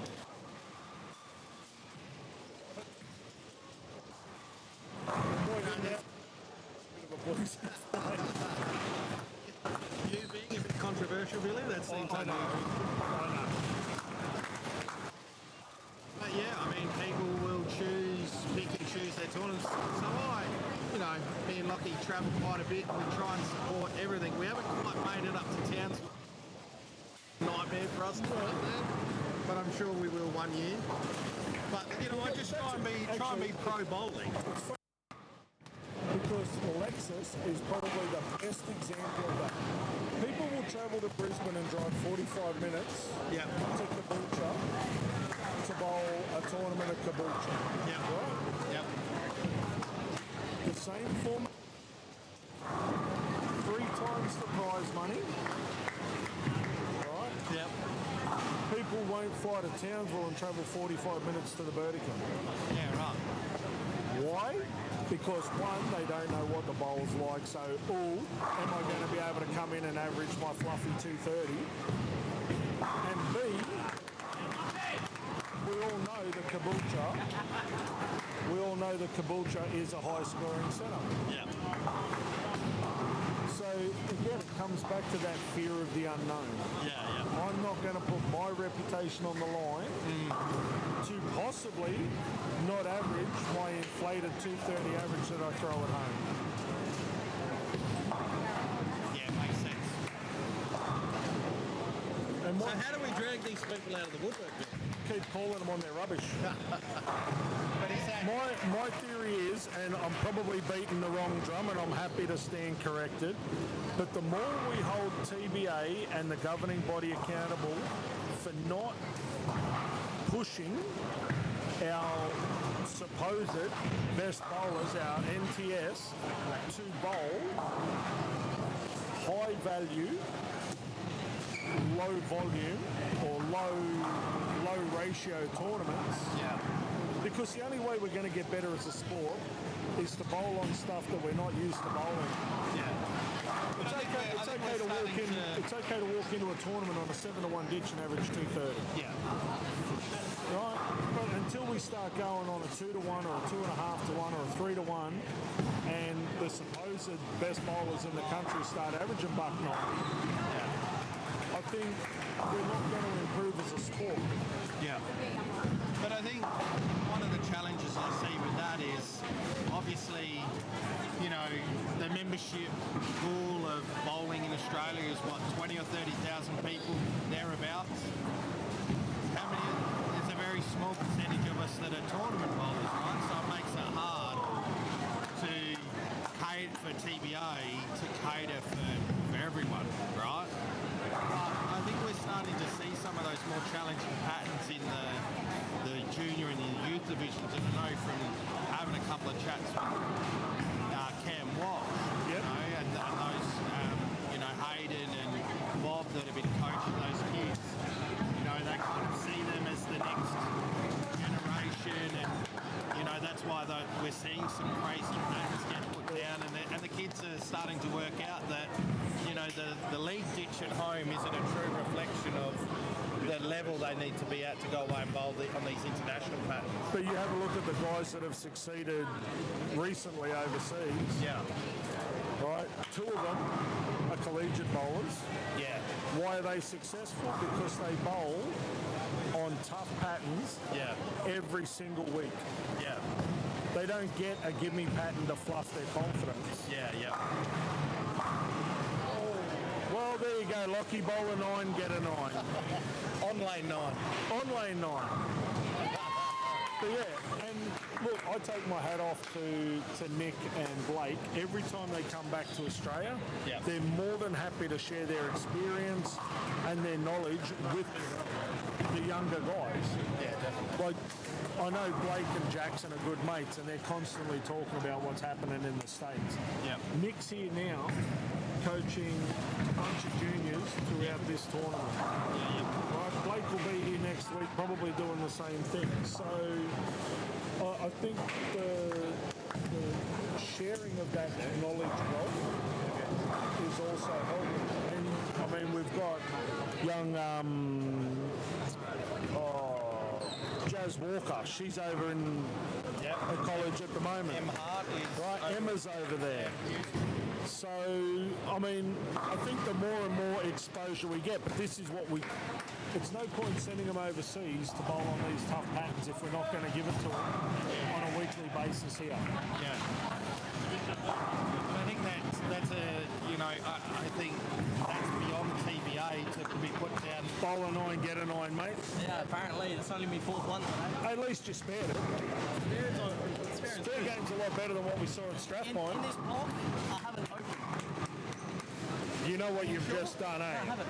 What? You know what you've just done. What? You ever heard of it? Yeah, you ever heard of the commentator's curse? Yeah. You've just done it to yourself. So is that you haven't opened it all, or you just haven't missed a makeable? This block. I haven't opened that all, this block. So you Only bowled haven't. 2 games. So you haven't. Three? You haven't flat 710 yet, or pocket 810. I don't think he's flat 17 or pocket 810 At all. the whole tournament. Got about 8,000 RPM though, it helps. Yeah. So before the break, I was talking about young Steph Jarrett. Oh, doesn't she throw My God, seriously, that woman can pull start a V8. Like, it does it so smooth. Yeah. That's awesome to watch. I'm super stoked seeing what's coming through at the moment. Like, I think we've got some very, very good young talent. Well, yeah, I mean, I think in the next couple of years we're going to probably see, 3, if not more, two-handed girls representing Australia. The likes of Steph Jarrett's got to be around the mark. Summer Bennett and obviously Bree's already out there representing. So it's pretty exciting to see that next generation coming through. And I think what I've loved about this tournament is when franchises pop up. The New South Wales Tour crew are new this year, and they're all fresh faces too. So well, there's been a couple I've actually had to ask how to pronounce names because they're kids I've never seen before.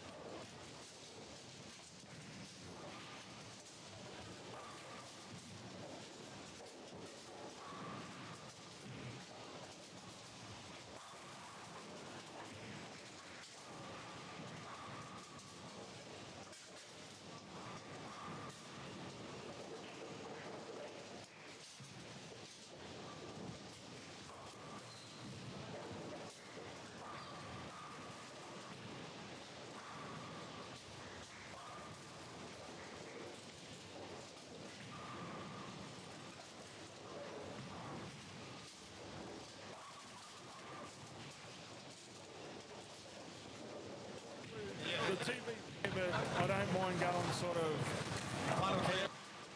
like if something special, like when Julian shot his 300, we were calling it from here. This kid here, Sydney Forrest, 12 months ago, did 20 at the ANC. But she had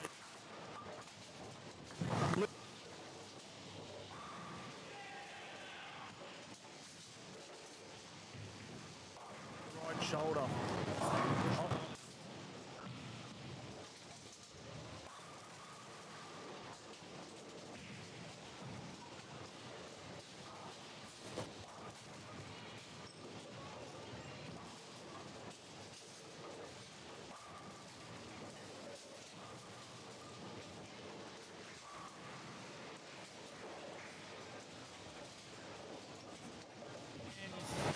time Oh, out. there we go.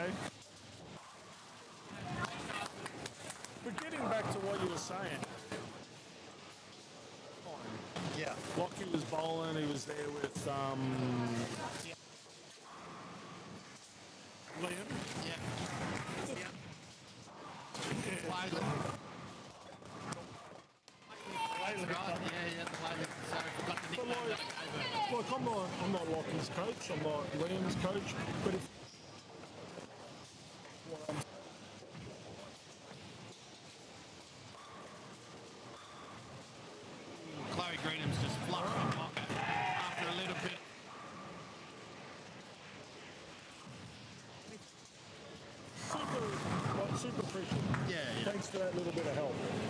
seeing more and more of that amongst the youth to each other. Yes, definitely. Like, Yeah. they all want to each other on the lanes, but if Yeah. they're not playing each other, so helping man, each you're other. doing this, yeah. Well, I think they're coming to the as much as this is a team sport and a single sport, you know, where you do play head to head, at the end of the day, it's only a score that's getting compared. You know, it's you versus the lanes, it's you versus the pins, and at the end of the day, we look at some numbers on a screen to kind of work out who wins and Yeah. loses. But really, and this is what happens with all the kids that I work with, is I just say there's an equation out there you've got to work out, or a puzzle you've got to work out. Yep. And if you work it out, you'll score better than everybody else. And if you let it be you mentally, well then you're probably not going to score better than everyone else. That's it. And then, you know, comparing scores at the end is just for a bit of fun. But it's not like football or, you know, rugby influence each other's games. I mean, I'm sure you can probably trash someone's line a bit throwing There's a few urethane. tactical things you can do, But it's non-contact. I mean, even getting in each other's head, it's up to you whether you let somebody else in your head. but I was talking earlier. You've never in the gotten day. anyone's head at all, have you, Billy? Not at all. No, I mean neither. I'd like to say it was all skill for the stuff I achieved. But as I said, like if you're a parent out there, say you're sitting in your friend's lounge room and your friends are bowling Very tragic. nice 277, I reckon there. 277 for Josh Butterby. Yeah, beautiful. But you're looking for a sport to get your kid involved in. Yeah, That's non-contact, user-friendly. yeah. If you're not watching this and going, you know what, this is what I want my kid to do. Yeah, yeah. I mean, this is one thing, but teams, that's what you want to tune into. Exactly right. Yeah. I mean, next week I'm actually going to have my Insta 360 camera in the players area Oh, very cool. because I want people. I've told Tyson he can have all the footage, Behind the scenes. and I want people to see what actually happens in the players area. Yes. See, hopefully they'll be able to get an idea of the emotion, the hype, and the camaraderie. Like, yeah, these kids are all. Super coach Billy Gardner's just lined Chloe up There we go. for two in a row, destroyed the pocket. For a possible win. For a win? Oh. Might I add. Oh, she's clutching up here. Do you get one of the points if Chloe wins two? I reckon I should. I think you should. I reckon I should. I think so. At the very least, it's got to be worth a soda water. Oh, standing sheets change. We've gone to the top 21. Bill's entered the standings with 1 point. Oh, beautiful. This is it. All I said to him at Strathpine and earlier today, do you. Yeah. Do the things you do well, and you'll be surprised at what happens. I think it was game 7. Yeah. He just let the ball flow, come from behind for the win. Yeah, I think, you know, we see this with kids a lot. Clutch. Oh my lord! Oh, I'm getting you a super coach hat, Bill.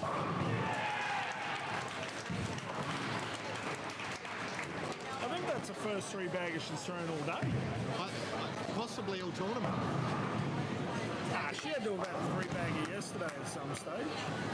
Well, it's nice to shoot 255 and get a win here for Lucky Bill. He shot 250 He shot 250 and lost to a 260. That's it. Got pumped. Oh, she's wheeled this one out. See, she got excited. She thought, here we go, I can do anything. Yeah. She's like, watch me peel this one off the edge. 179 for a 25-pin win. You know what I love more than the win, though? She's actually smiling now. Exactly right. And enjoying her bowling Yep. again, and that's what it's all about. Lockie, we were just discussing your 255 win as opposed to your earlier 253 for a loss. Yeah, that's What do you me. reckon? I like it better. Lucky you You weren't know how to playing. spell your name or what? It's not my name, it's my mate. I don't know how to do Yeah, he writes Ugg boots for his initials. Ugg boots. it. Yeah, I do actually. That's what it looks like. It looks like it says Ugg. Made in Australia for Australia. So what's, before I depart, because I think I'll be departing the booth soon, what are you seeing as the talent out there? Who's your top 5 or so that you're picking for the step ladder? I mean, I know it's hard to call at this about halfway point. My top 5 would be, I'm thinking definitely Brown Watch. Yeah. Definitely Steph Jarrett. For the girls, I think the 5 will be Brianna, Steph, Emily Starkey, Mia Murrell, Bella. Okay. The boys would have to be Julian and William. Yep. I think if Lockie can do Lockie, Yep. I think he'll win enough. Yep. Probably young Hayden, Caleb. Casey. Oh yeah, he's throwing Casey it well. Perry? Yeah. Fifth place is a little bit of a coin toss. Yep. If Caleb can get on a roll, I think Caleb could be a big chance because he's a confident bowler. If he can get on a roll, I think he can run them down. Yep. I might be leaving his run a bit late now though. He's got to start to wheel 5 or 6 in a row. I mean, Zeb Holt's not out of it. Ah, that's true. But again, Seb's liable to throw 220 here and then come out and throw $150 for us next game. Yeah. If he can get his consistency that he showed in qualifying, Yeah. can definitely get to the top 5. And for someone, what would you suggest to help them get their consistency? Not get too involved in what's happening behind the lane. Yeah. He's a pretty...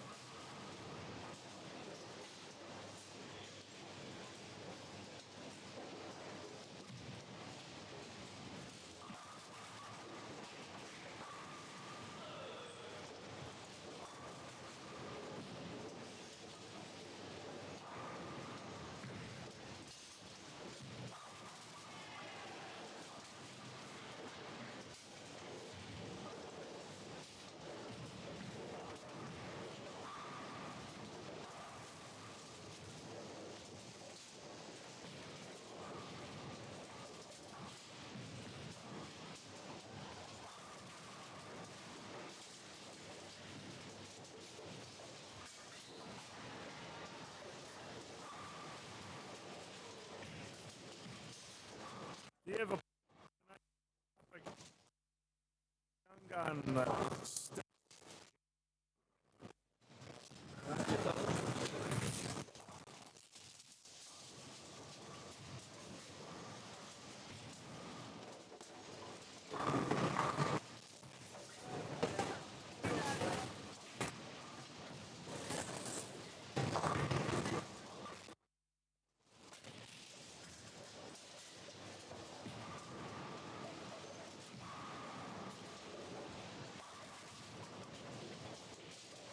stones?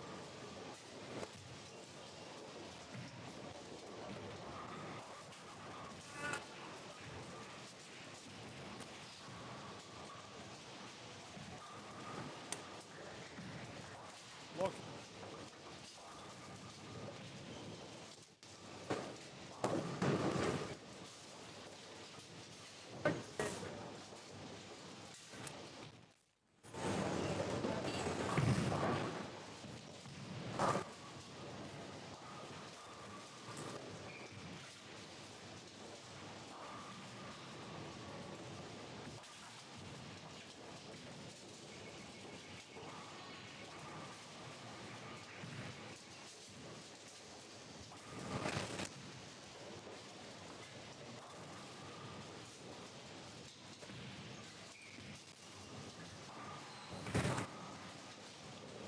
Janae,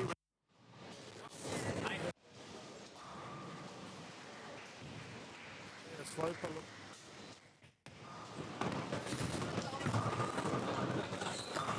Maverick with a double.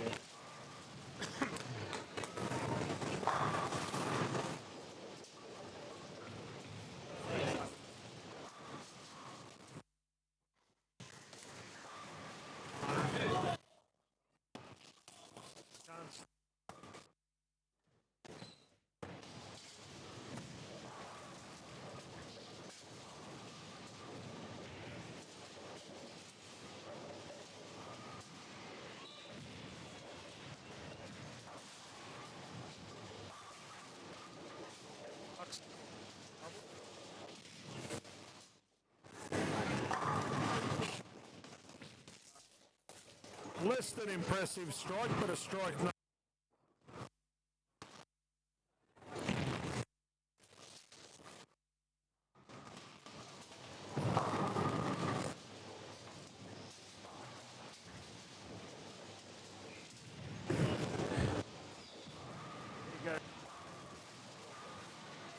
Lane 11.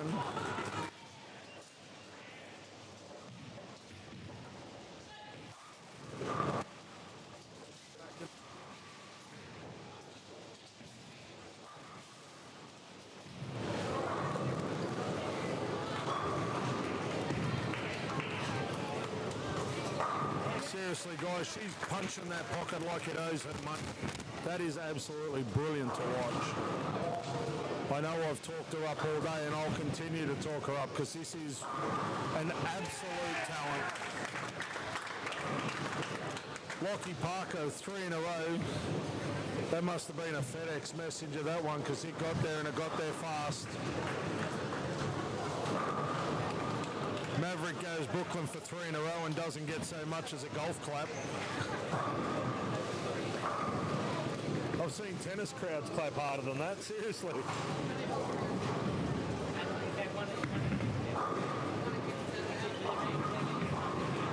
Oh, Mia Sloper, typical left-hander's carry. Wasn't great, but it was effective. Tyler Clarkson bowled that more like Jeremy Clarkson. It was a bit all over the place. For those of you that have seen Clarkson's farm, you'll know what I'm talking about.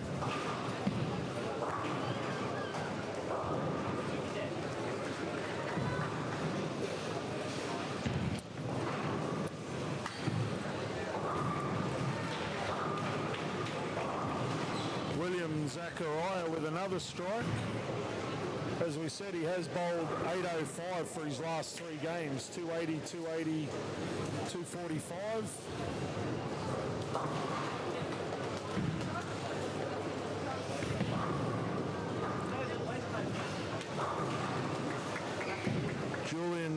double up, put a little bit of pressure on Lockie Parker.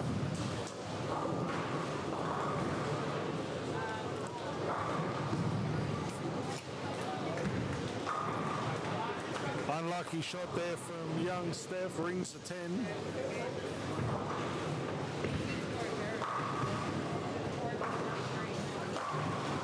Oh, another soft 10 there from Julian. That's twice he's gone in behind the head pin on lane 10.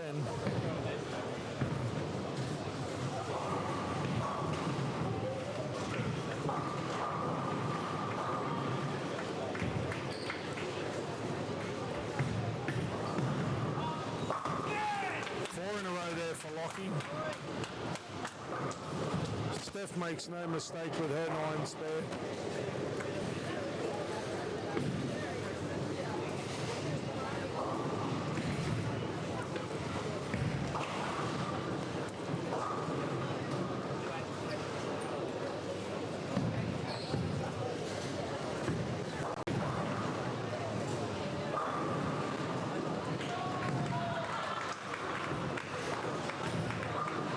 So after 12 games, Brianna Walsh leads away on 20 points with Steph Jarrett and Jessica Chi. Bella Westlake, Shanae, Emily Starkey in equal 4th. Summer Bennett is in 7th position.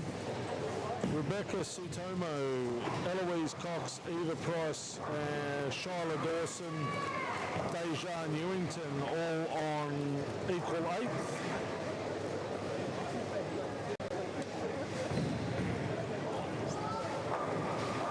In the boys, William Zachariah is in equal first place with Casey Perry. Josh Buttigieg is in 3rd. Julian Dinham, Luca, Lockie Spencer, Mav Gordon, Hayden Miller, Ethan Backman, Darby Sim, Sam Kubik, all in equal 4th. Span it with the ball, no doubt.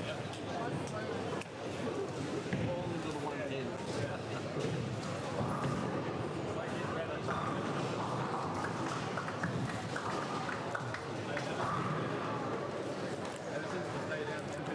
Brianna Walsh is averaging 205.5. Steph Jarrett is averaging 203.4. Jess Chi 190.3. Bella Westlake's averaging 203. In the boys, we've got William Zachariah averaging 223. 220 average for Casey Perry. Josh Buttigieg, 233. Julian Dinham, 236. Absolutely phenomenal averages here in the boys and the girls.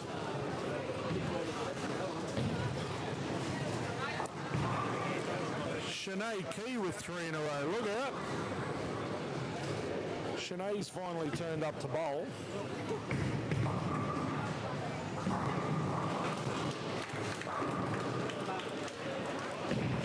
Forever smiling, but finally turned up to bowl. Abby goes high, leaves a 6, 7, 10.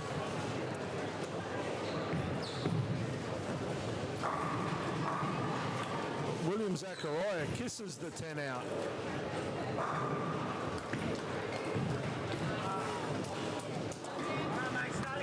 Lockie Parker with a 9 miss.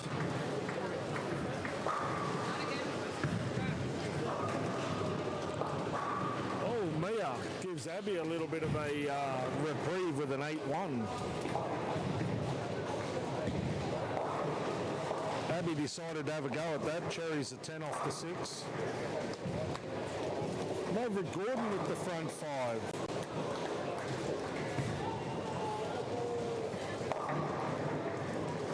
Maybe it's only right-handers that can throw 300 on the TV pair.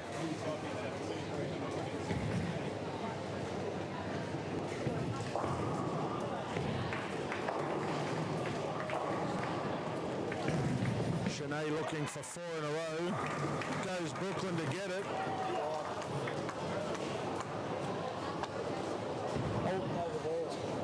I wonder if she knows every one of them's only 8 spare.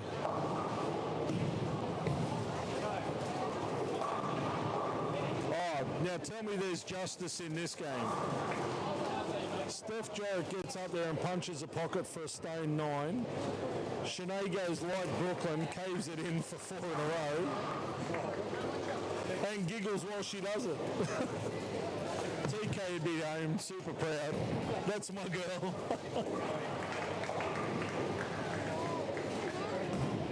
Oh, who down there's got 6 in a row? That looks like Lockie Spencer.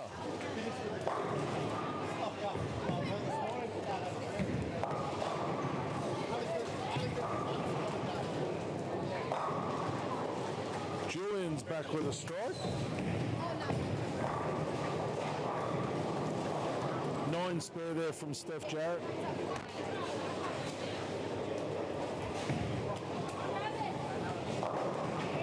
Lockie Parker's back in the pocket for a strike.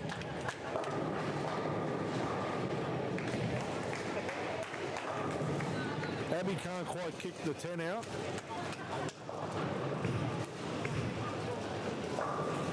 Maverick looking for 6 in a row. Oh, a bit skinny. Oh, gets the messenger. Wow. Mate, that's got to give him a bit of confidence to know he can miss 4 boards left and still carry.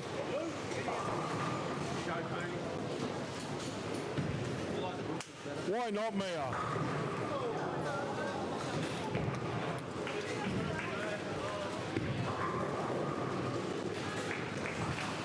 Spare there for Abby.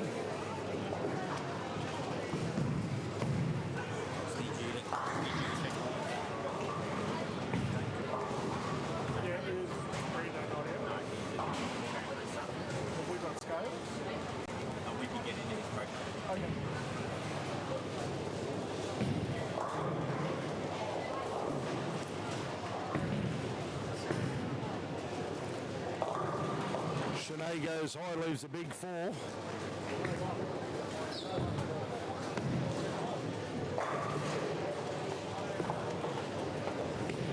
That opens the door for Steph Jarrett if she's good enough to make the shot.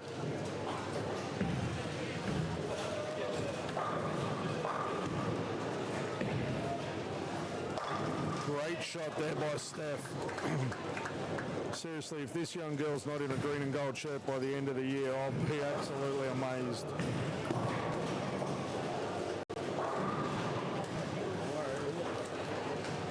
Unbelievable. Mate, I know I will never coach another national team, but if I ever did, she'd be the first one picked. You could 100% build greatness around that. Oh wow, what's that? A 3-4-10 on lane 10.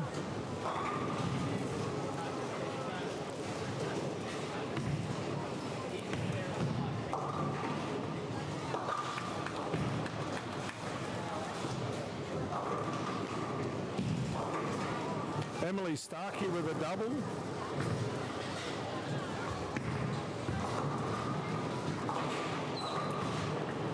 Good strike there from Abby. Still not quite a smile, it's more a smirk, but we're getting there. I know it's taken 10 years to get the first smile, but I'm thinking by the end of the day I might get a second. Maybe.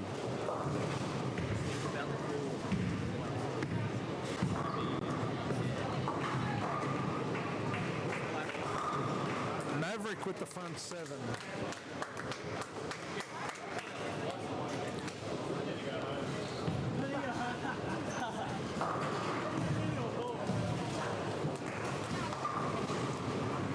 A little bit slow there by Steph.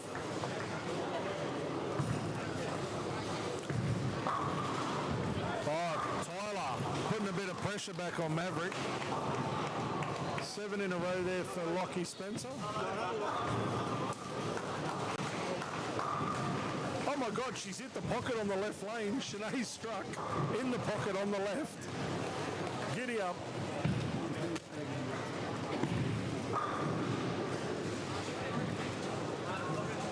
Oh, Steph's dropped one in the moat. That's not cool.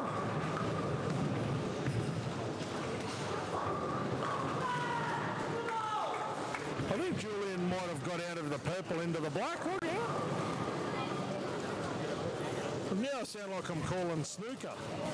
Oh, the purple one's blocked. He's going for the black.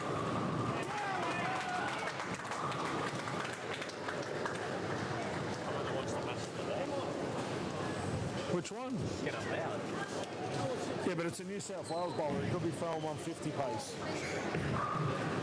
Like, no offence, but they are loud. He's not throwing 150 pace, but... You got two front sevens.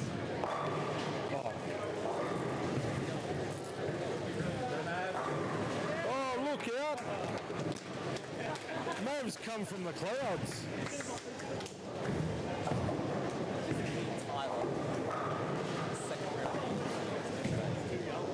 Oh, did Julian throw his 300 against Tyler? Yes. Oh, my Lord. The same person.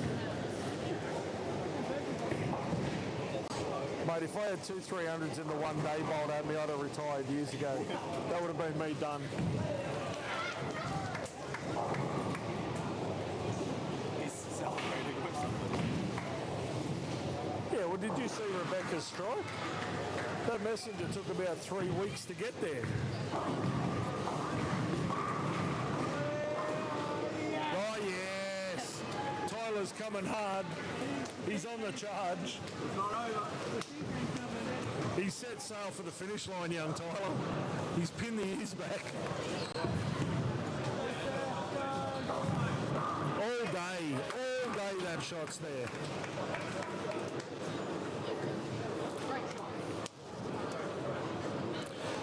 Hello, Sophie. How can we be of assistance? You don't know? Oh, front 8 for Lockie. It was absolute rubbish shot, but he's thrown the front 8. Julian's rung a 10. That could be there. Oh, 58, 15 pin lead. Can be cut to 5 with a strike here. Hopefully we're not going to see another 5 count to lose by 4.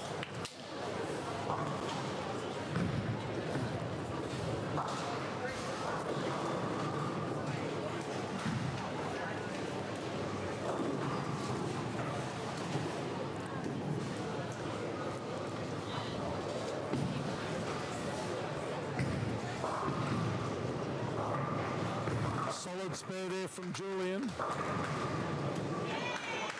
Julian's still in the driver's seat at the moment. Oh, Shanae pushes the 4-pin forward.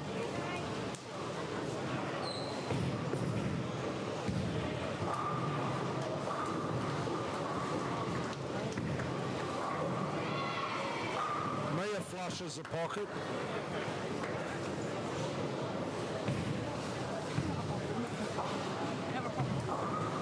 No, we don't. You just need one score. Oh, 9 in a row.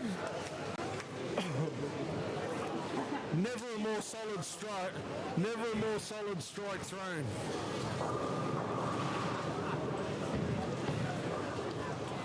If it was ever going to happen, it's going to happen now. Lockie Spencer flushes for the front 9.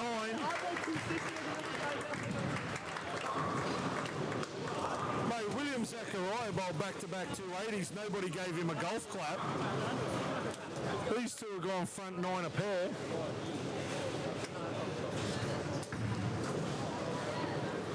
Oh, Shanae, is there nothing this woman can't do?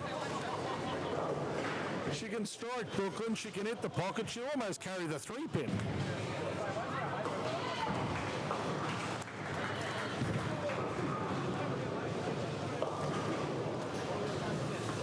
Who gets their chance first? Maverick Gordon on lane 10. Lachlan Spencer on lane 5.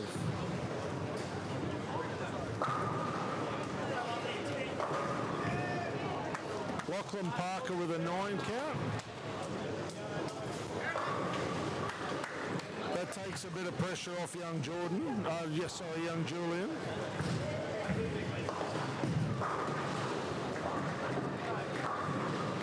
Oh, Steph Jarrett's not going away. 25 pin game. Shanae must spare the 10th to be a certainty. Julian flats the 7 pin.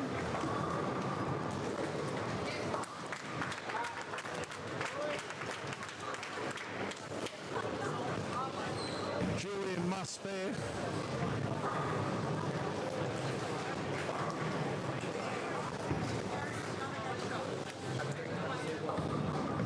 Abby goes wide for...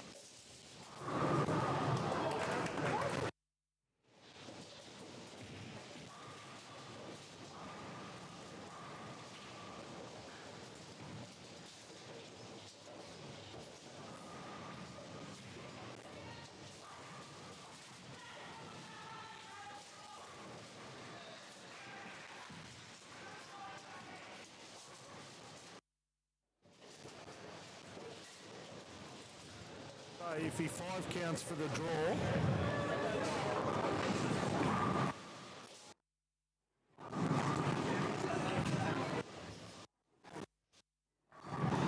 Oh.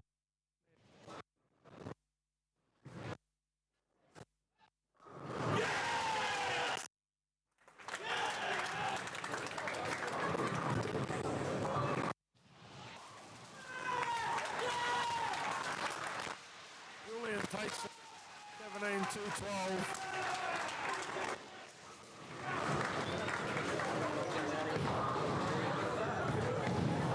All right. This is where we're at.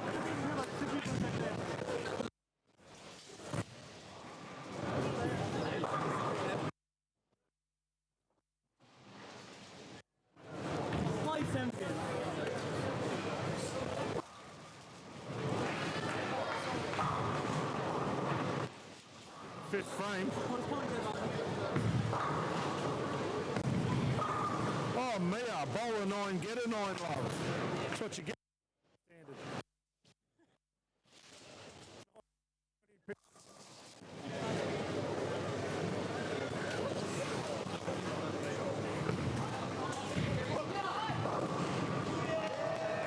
Oh, Lockie blinked first.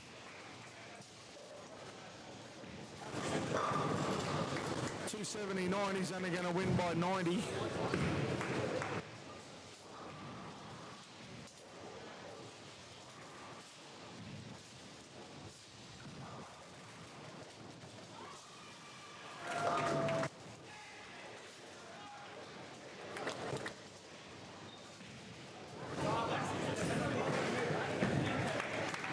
Tyler.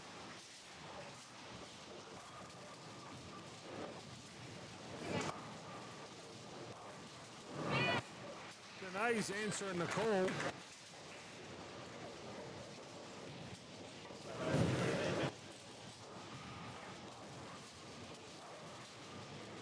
But it's been very, very effective.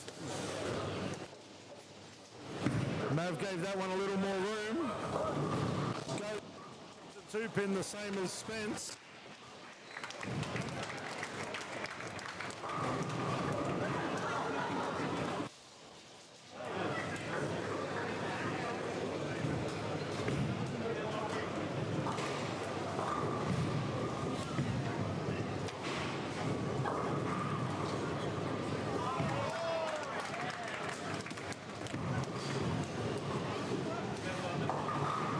Bit slow there from Steph.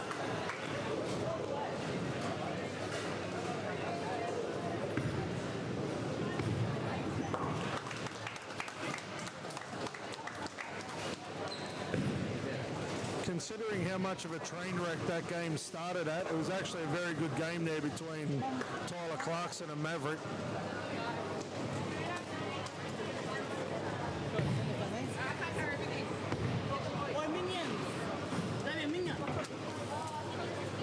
Not the ideal finish for young Steph.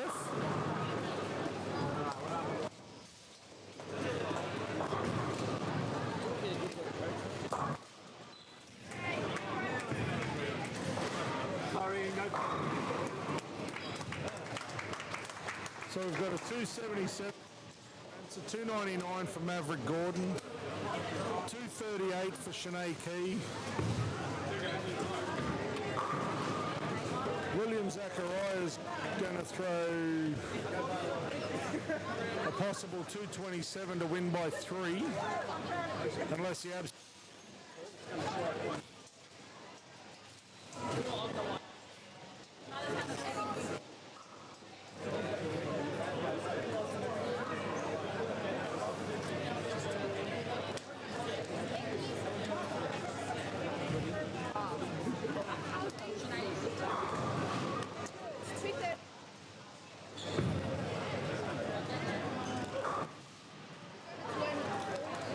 227 for William Zachariah. Wins by 3 over Lachlan. Alrighty, we'll be back with all the action in about 2 minutes from now.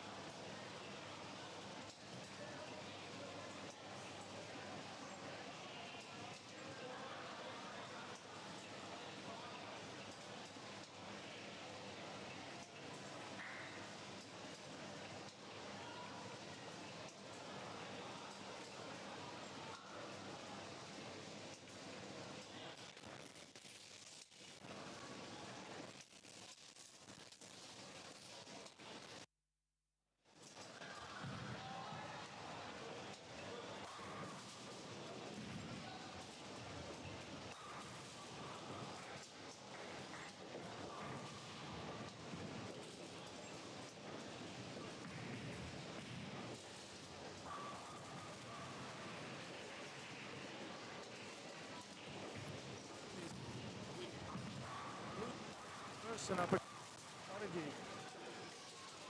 Caleb Warren up against Flynn Slade. 11 and 12, Jessica Chi. Anastaki takes on Rebecca Sutomo.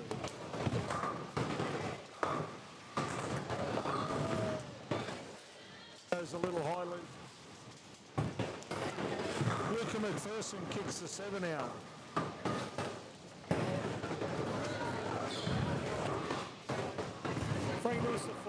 How are you? Join me in the commentary position.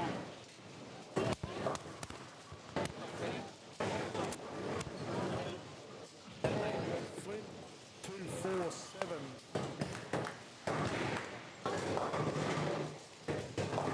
a Starkey take 3-2.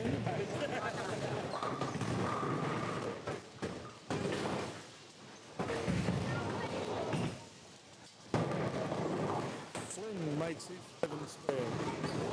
Caleb also starts off with a strike. Rebecca makes no mistake with her 2-pin spare.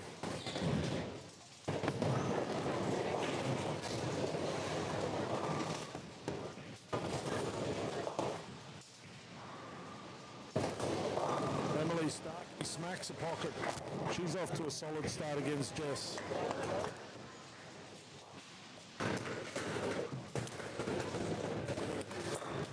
Buttigieg with a double, solid start for him.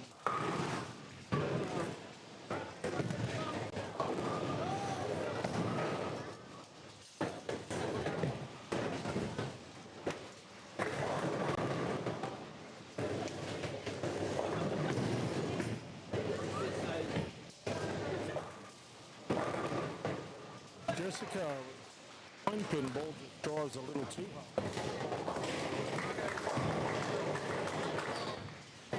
Luca McPherson also opens up with a double.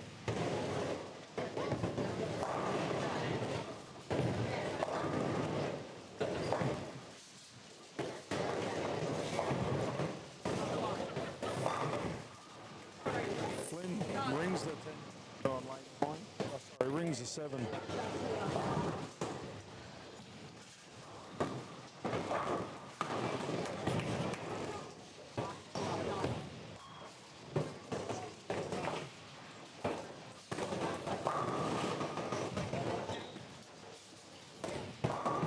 Oh, 9 missed there for Flynn.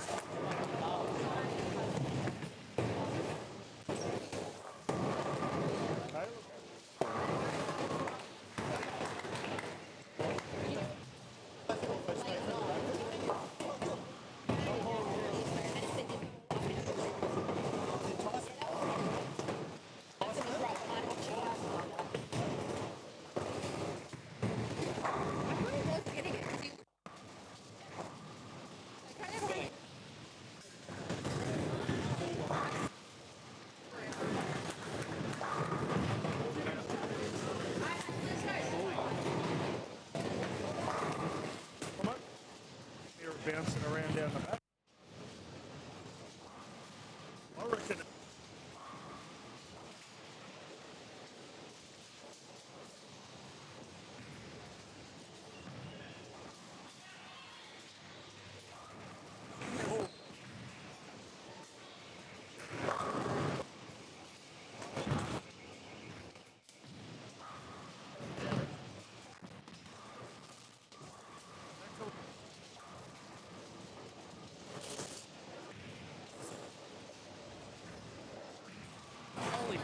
Last time you.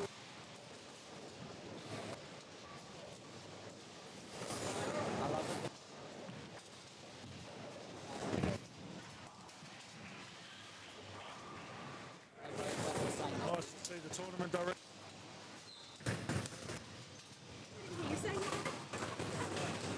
He won't do anything. It's off though.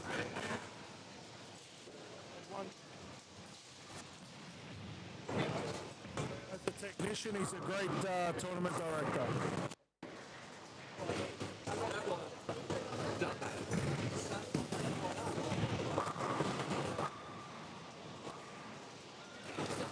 Yeah, he's a great tournament director. He goes high. 6'9".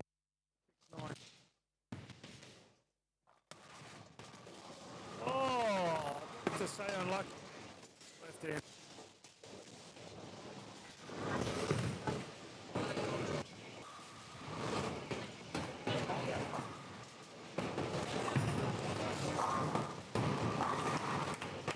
See, now that's unlucky. One-handed right-hander. That's just pure bad luck.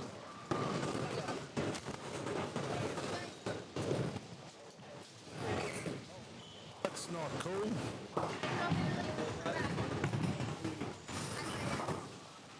Tenpin on 10. Yep.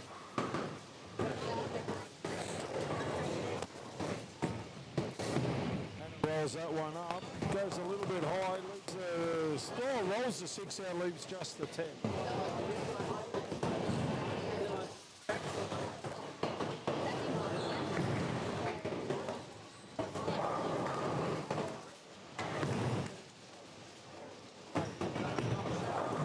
This must be the first game of the day nobody's opened up 4 or more.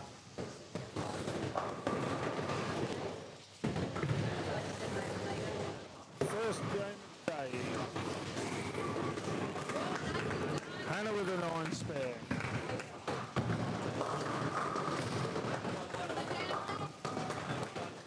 Rebecca with the double.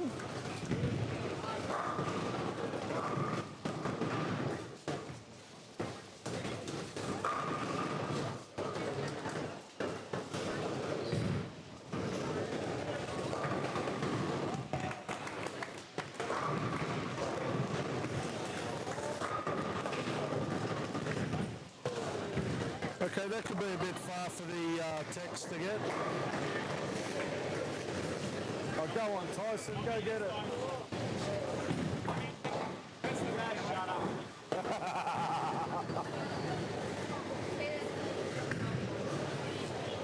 Jessica rolls one up into the pocket nicely. Graham Morgan joining us in the central commentary position. Hey, Mate, have you got some fantastic shots for the kids? I have got some amazing shots of the kids. These kids have just great releases and great style. It's amazing. And when you look at the photographs, they're unbelievable. We've spoken about it with a couple of people that we've had in the commentary box. The talent that's out there. Amazing. Absolutely amazing. Just sit back and watch the like little mini robots. They're just amazing. Yeah. Quite often when I'm commentating, I sit back and I think, when I came through juniors at these guys' age, 15, 16, 17, did we have the talent pool that's out there now? And I've got to be honest and say definitely not. No, because you didn't have the coaches you have today. You didn't have the change in techniques. You didn't have two-handed bowling. There were so many different things available today, both in resources, both in style, both in equipment. The one thing that I guess has really impressed me the most, I'll say 99% of them are really, really good people. Oh, amazing. Lovely. Like super respectful, always polite. Yep. Just they're good people. They love it, right? But they take their bowling seriously. Yep, great athletes, good people. Yep. Like,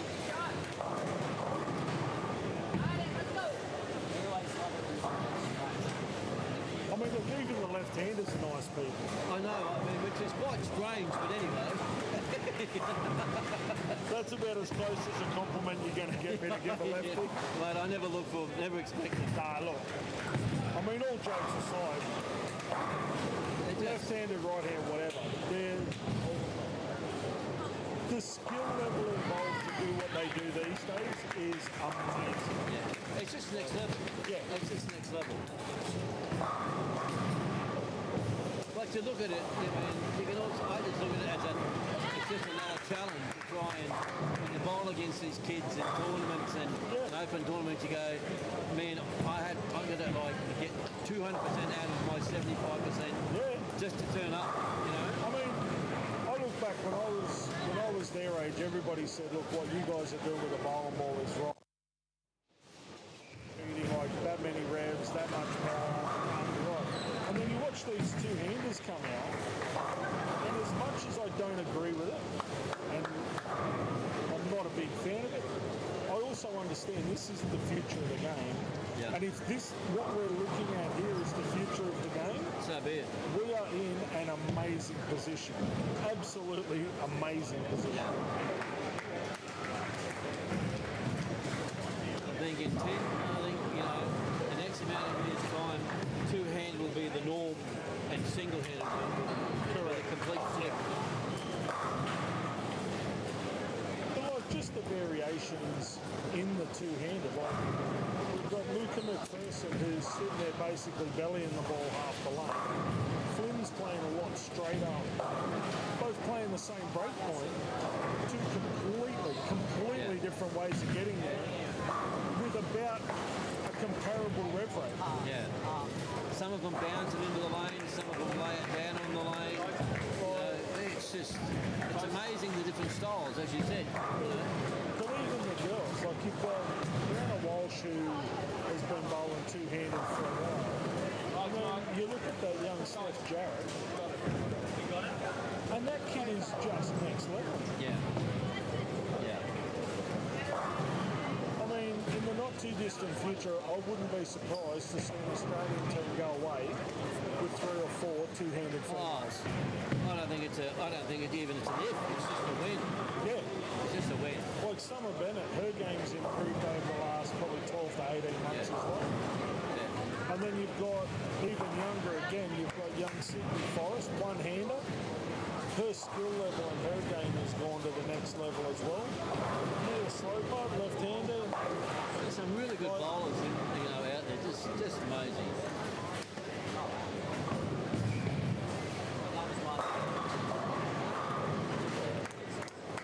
I mean, young Josh Buttigieg's another EJ Tackett.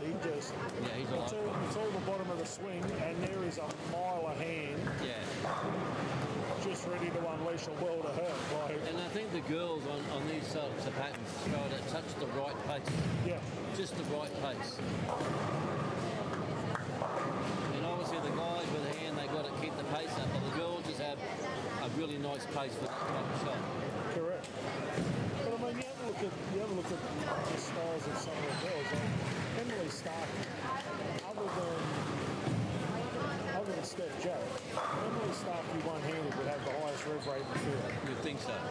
She just absolutely tweaks the bottom of that swing. Yeah. As we say that, we see young Flynn Amazing. throw an Apache helicopter in the 5-pin that just sits there and laughs at it. Yeah. But the amount of new faces, Barbie Sim, Rocky Parker, Yeah. the New South Wales tour crew, like nobody's ever seen them until this weekend. Yeah. And they've handled themselves and acquitted themselves extremely well. Yeah, I walked along and thought, geez, I didn't see you last year. Yeah. Oh, geez, you know what I mean? Where's your game come from, you know?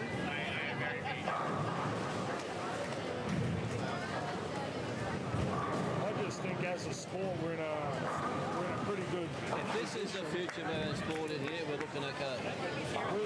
This is what we need to harness and promote to the world. Yeah. And I think events like ANC Yeah.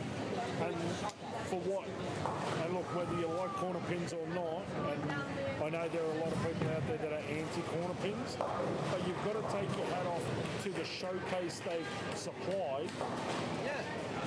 to put this talent in the foreground. Yeah. Like, no offence, but we bowled President Shield here 3 months ago, and there was not this level of talent.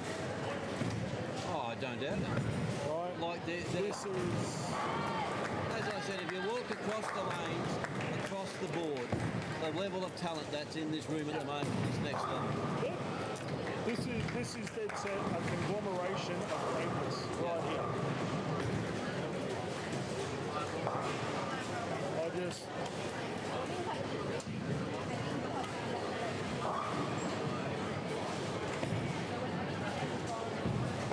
Oh, Chloe Brennan, 6 in a row.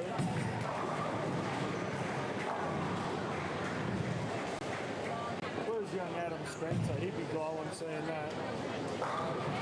And plus you think how many people who aren't in these teams that didn't go away or for whatever reason, just think how many other rough diamonds or even diamonds that are sitting outside of this room. You know what I mean? But I made the statement earlier, if there's a family at home sitting in a friend's lounge room that's watching this and listening, and you're thinking about a sport to put your little Johnny or little Jenny in, this has got to be it. Like we've got bowlers from all biggest stage in Australia, getting along as if they've known each other for 20 years. And there's so many friendships being built along the way. Well, I look back on when I was a junior, and the people that are now part of the coaching crew, the support crew, the parents of what's here now, and there's people that I bowled with and against 35, 40 years ago that are still part of that culture.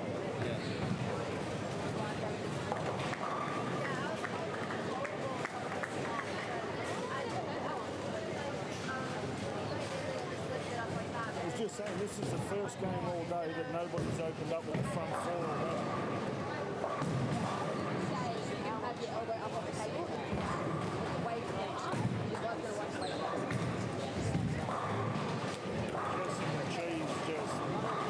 She's so robotic, young Jess. She just gets up there, rinse, repeat. Very simple. As I say that, Luca leaves the 7-pin.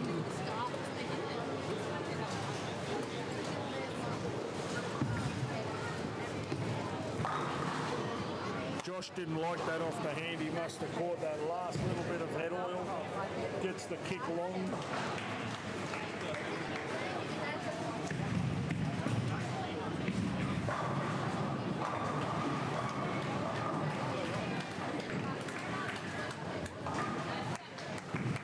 Emily with a possible 186.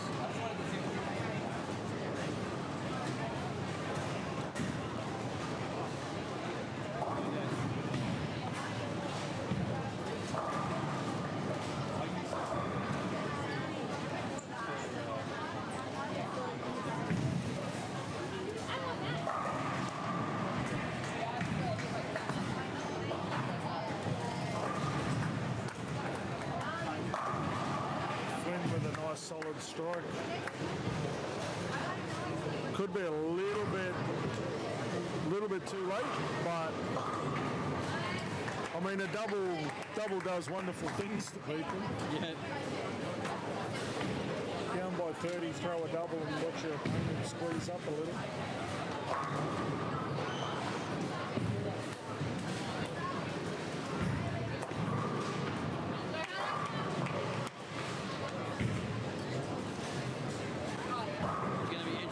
See how they cope with the other patterns. Yeah. You know what I mean? So once the free hook disappears, it's going to be amazing to see. Yes, it is a little bit longer, but the volume is a little less, and we'll see what happens. That's exactly right. Plus, when you got 30 guys all throwing urethane, they're going to chunk up real quick.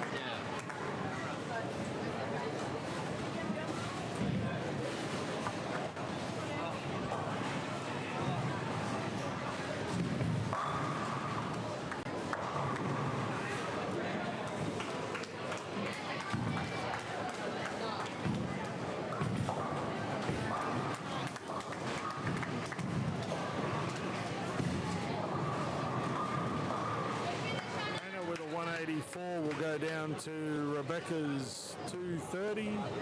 Jessica also with a 234 beats Hannah's sister Emily with a 186.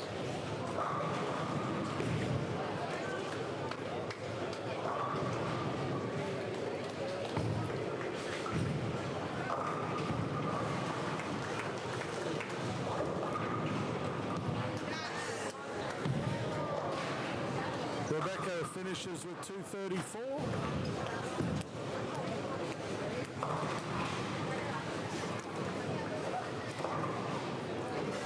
Flynn with a double puts the pressure back on Caleb.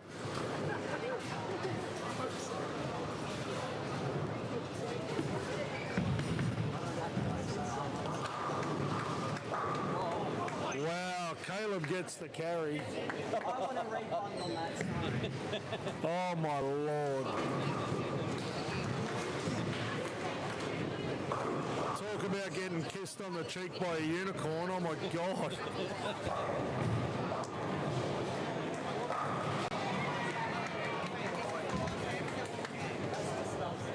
That'll do, me, I'm going to miss 5 boards left, have the ball, hold to the pocket, shred the 2-8, and then sit there and laugh about it.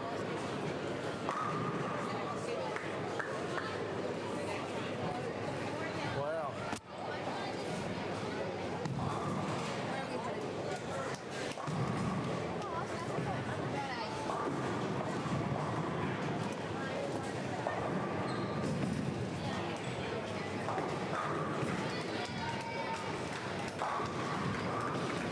That's another kid, just rinse and repeat. I don't know how to cross the lane with it.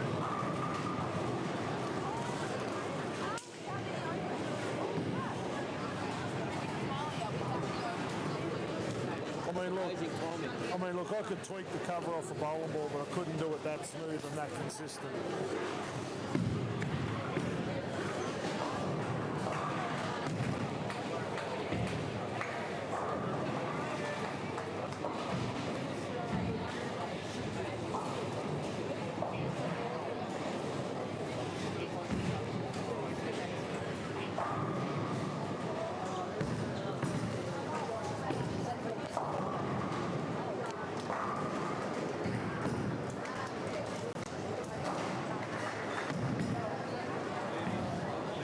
Are you two trying to outdo yourselves? Are you two trying to outdo yourselves?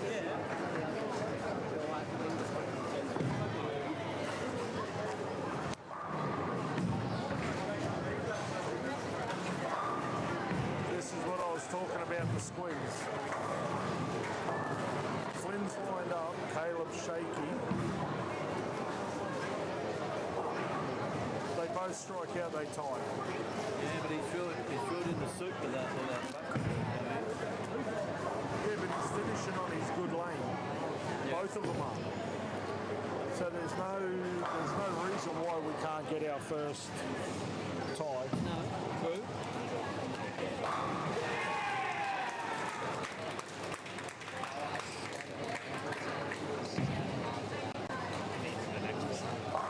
Darby's got a spare strike to win by a pin.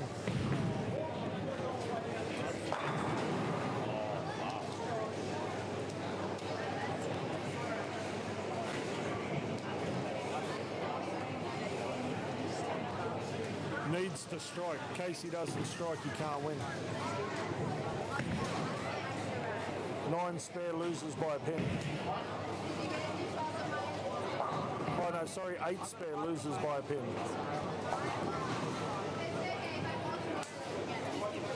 9 for a tie, strike for a win.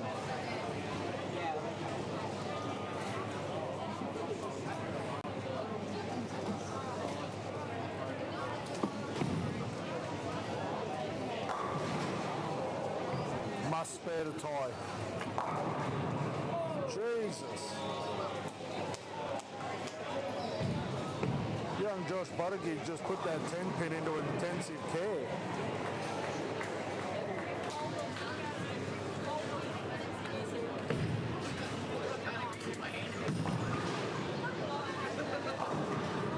There's the first in the 10.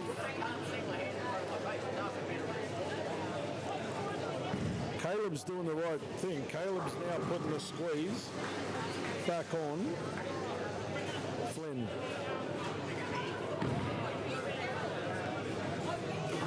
9 miss. Wins by a stick.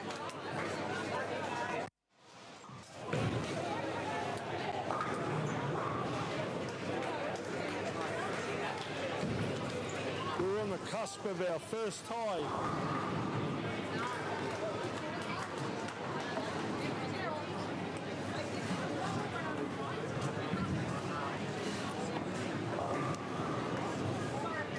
Nice game, Josh.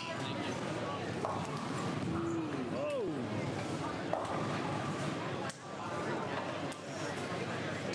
Oops.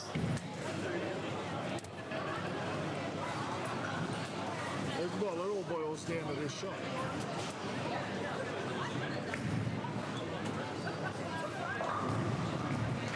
That's wide. You're kidding.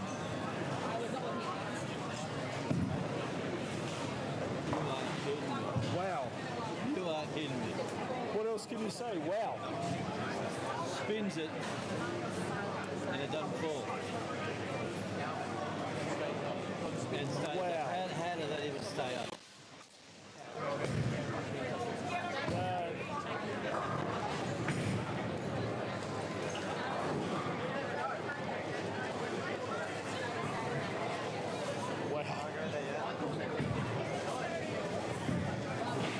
Tenpin had no right to stand up.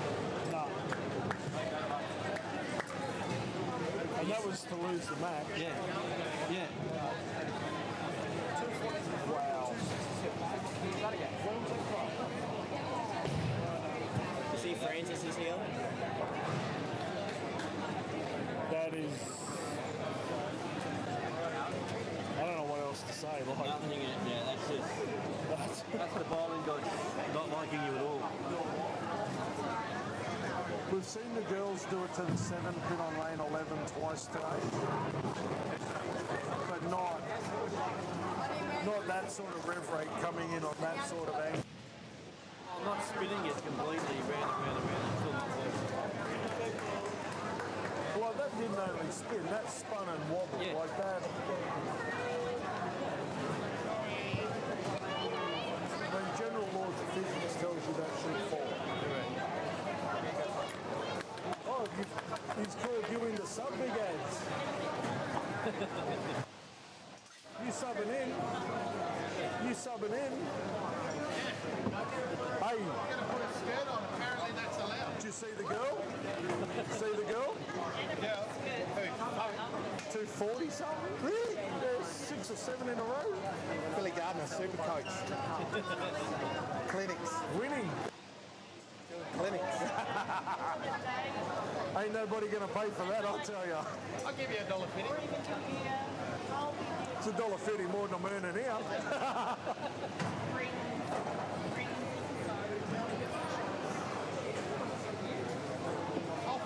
I'll find a fishing charter for you. We're there. We are there. Blackmailed. That's it. I'm easy, but I'm not cheap. I'm easy, but I'm not cheap. I don't care what you've read on what bathroom wall. We know, it's well-known facts.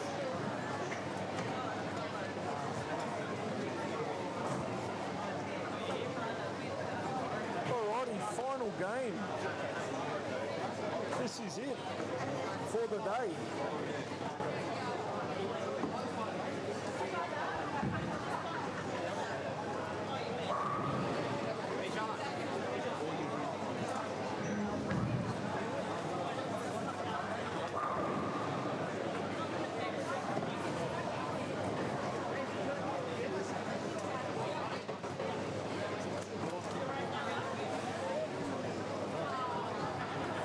Casey's fan.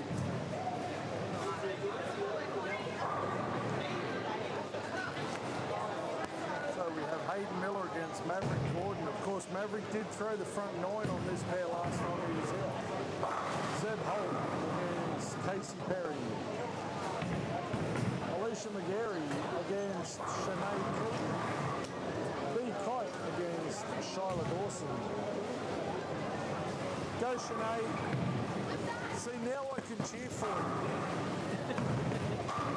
No, well, she was bowling against young Steph the last time she was here, and I like both. So to save everything, I just didn't cheer for either, but I did talk you both up. But you like me. Yes, yes. You had to make it say it. No, Sinead and I go way back to the days of blisters and tears. He made me cry. Did he? Yeah. Bugger. He asked me how my foot was and I just started crying. And did I or did I not console you in your hour of need? No, you did. And then he gave me that. Correct. See? I'm even wearing it. Yeah. These gave me an abscess 2 years ago. Like proper hospitalisation, like... Yeah, I know. I remember you limping around really badly. Yeah.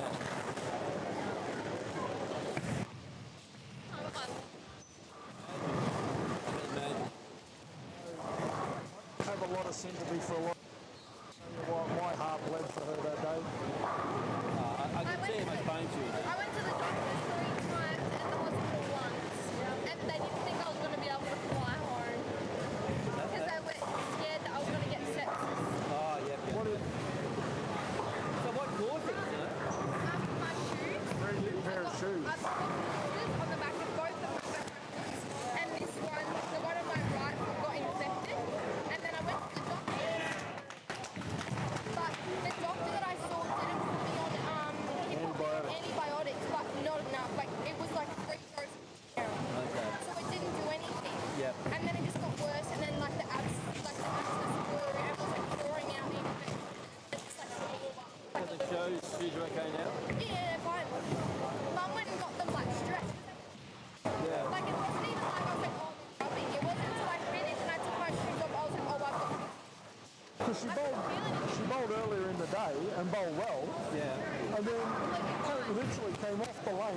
behind 3 and 4.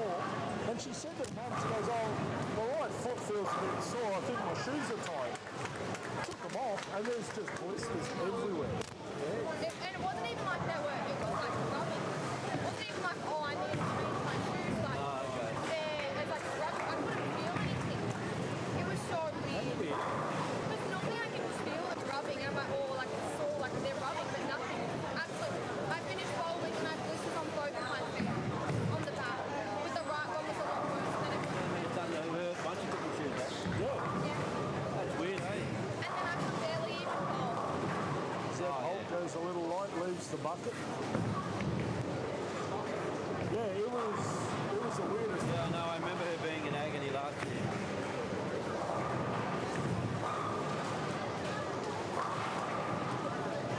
Yeah, we had these little gel pads. Yep. And I said to her, because she was going to bowl the next day. And I said to her, well, before you bowl, put these over your blisters. I said, they'll draw out whatever's there. So she slept with one on, and it's drawn all the rubbish out of the blister. But because it's drawn it all to the top, it's made it worse. And yeah, the doctor, antibiotics they give up, might as well have given her 2 Panadol and sent home. It wasn't until her right foot just exploded that they went, oh, we better do something.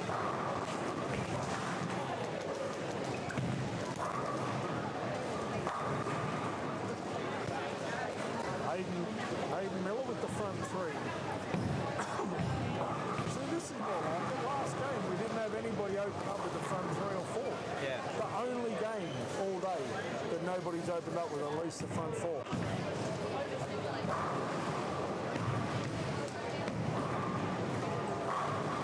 I do think there are some very tired bodies out there, though. Oh, yeah. And I guess to a certain extent that's the trade-off for the power game that we see.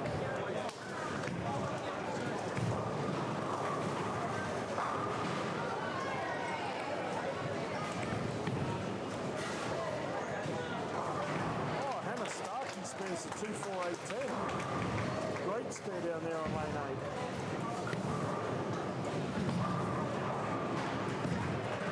And this is what I mean, like Hannah's just spared the 2-4-8-10, comes off the lane as if she does it every day like she spared a 10. Back in my day, I'd be jumping up and down like I just won bloody New York Marathon. Like.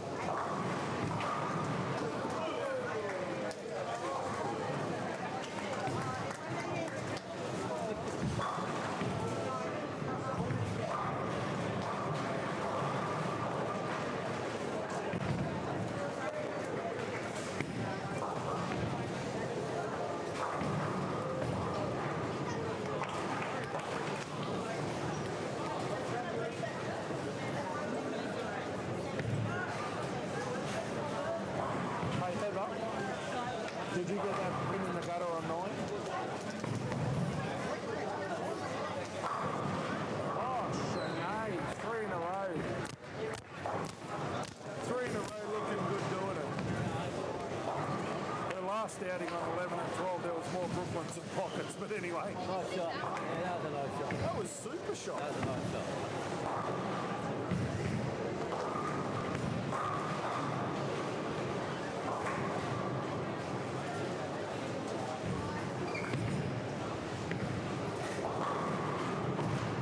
Hayden Miller, 4 in a row. This another kid got a mile and so smooth doing it. They get to the bottom and they don't look like they're whipping at it. No, it looks pretty mild-mannered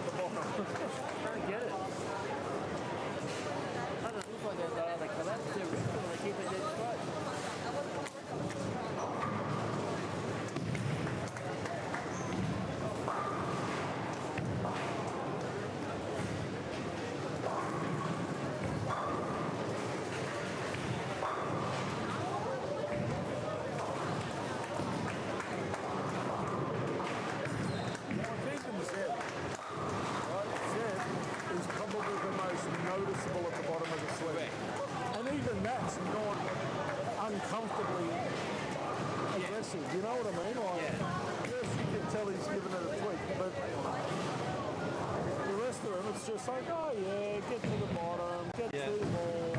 Like, there's a 700 rev rate. Like,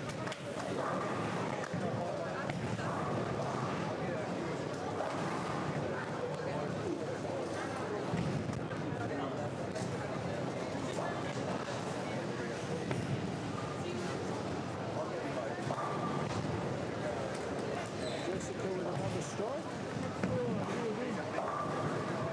Pretty sure that gives her the front four.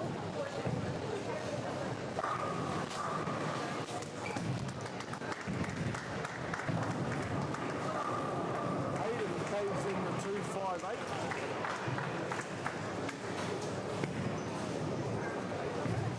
Go Rory.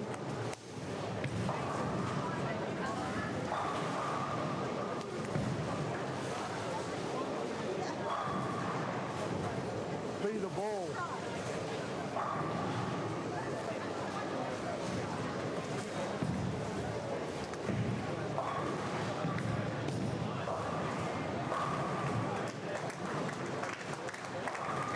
Oh, look at TK's sister go.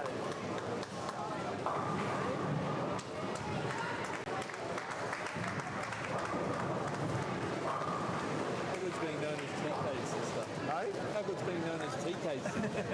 She hates it. I called her that last year. And I'm not TK. Nice shot, TK's sister.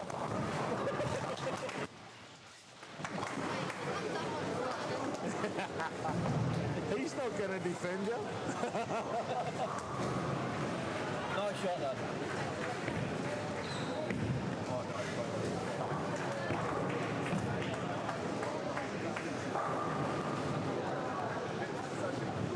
Charlotte Dawson, a little bit high. Probably the slowest in the ball speeds is Charlotte. And I think late in the day is where she's getting in trouble. Yeah. It's still a nice shot. It's still got really good shape. It's just a little bit slow late in the day. Yeah. So she is susceptible to that. Snappy bit at the end. Yeah, that through the nose at the last minute.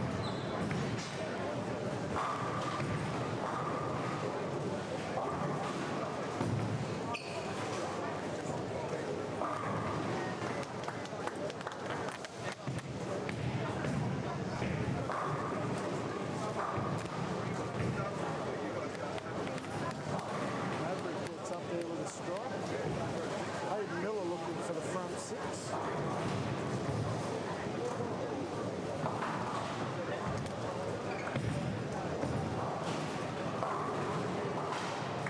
Can't quite keep the six bit out. Almost a stop lefty shot. What's that? Oh yeah. Six pin off the left hand side of the head pin. That's one.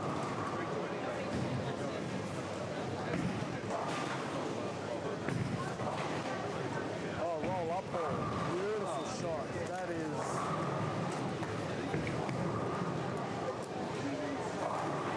That is pure silk right there. That is.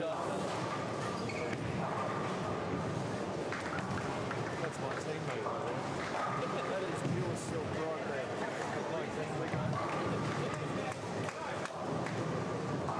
I'm telling you now, Victoria does have some really good girls coming through.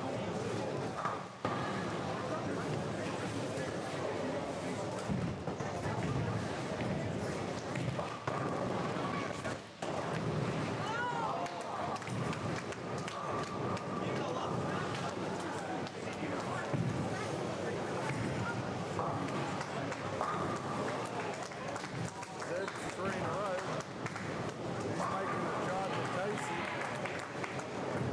Hannah's fighting back against Stephanie.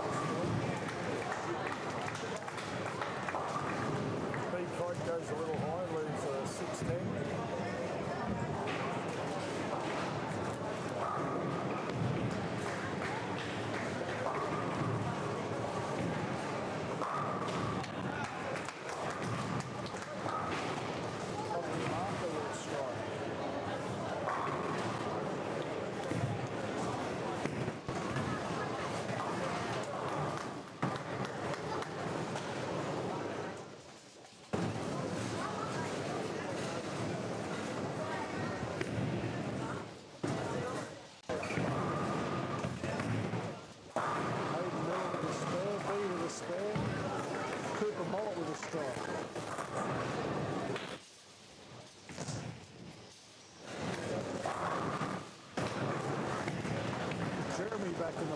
the strike.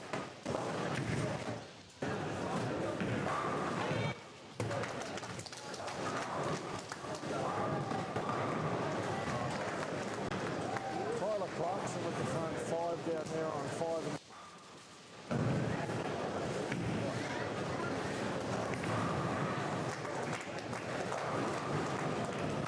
Shanae was 6 in a row.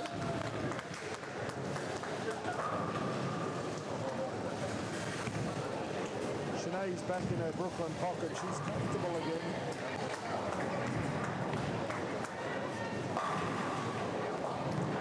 Hey, when you bowl 300, can you throw your 12th one, Brooklyn?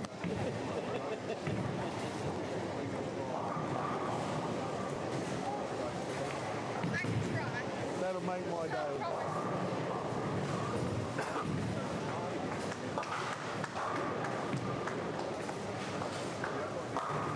Oh, Maverick brings a 10.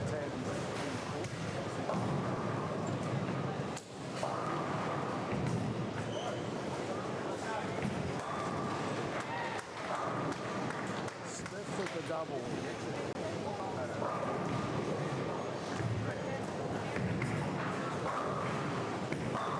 There's the mullet on 13. No 8-10 out of the pocket on that shot.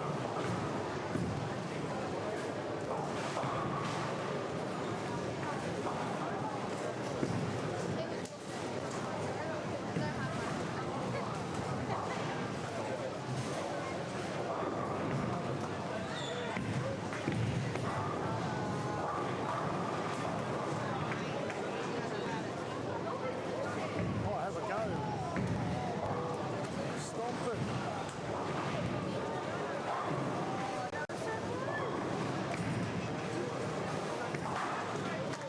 Red with a nice there.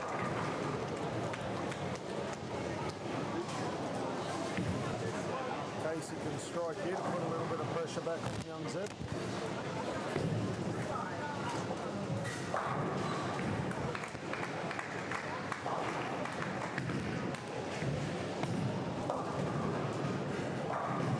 Maybe not being that adventurous. Oh, beautiful to watch for 7 in a row. Sinead keeps showing all the boys how it's done. TK has now officially become Shanae's brother. Brother, yes.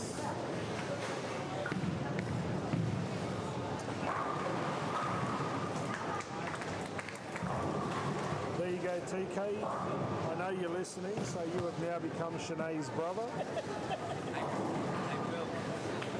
Have you spoken to Graham about his 15 pence? Tell us, Graham, about the We're not having Golden Oldies tournament somewhere in Maplewood of Asia, where they give 65-year-olds a bonus 15 pins. Tell me how that works. What? We're not telling anything. We're not saying anything.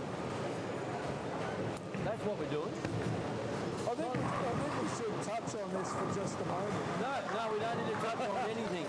Are they giving you the 15 pins because you're old or because you're left-handed? It's 10.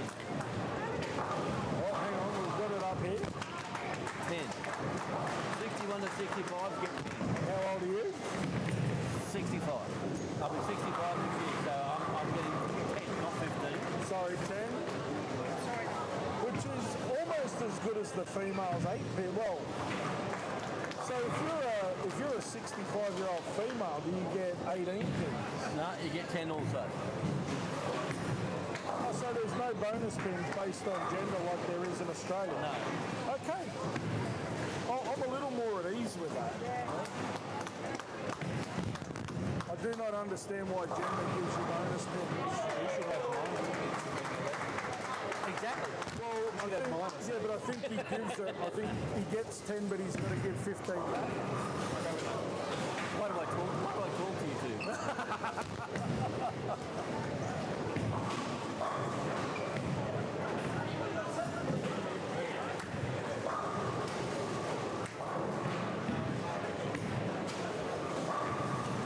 Sinead Key looking for 8 in a row. Oh, gets through that one. Get up ball. Oh, soft 10. That was a cracking shot. May have missed a little bit at the bottom of the swing. Holy God, that was a great shot. That's like first place champions, like 50 million rupees. which is about I don't know. $5.40. Plus tax. No, well, what did we work it out last night? The whole prize fund was 25 grand. Yeah. So you look at it, you know, a couple of grand. So 1/6 of 25 grand is $3,000. Yeah. Oh, the girl can spare as well. But something I haven't done before, so Looks good on a resume. I don't really care. I'm not really. Mate, it looks good on your Australian team application. I'm going to short sheet your bed.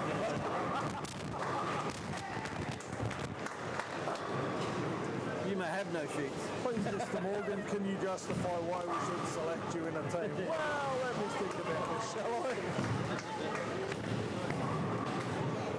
Top your rankings by a country mile, bowl every tournament in the country and outshoot everybody. Let me think about this, shall I? Shut up.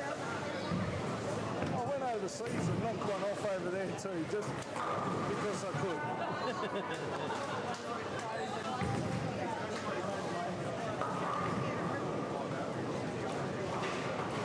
Oh, God, love it.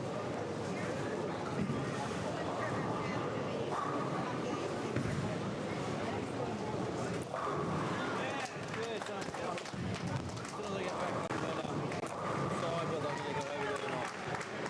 Something different. Mad if you don't. Yeah, why not? There are worse places to go than Indonesia. Still bold.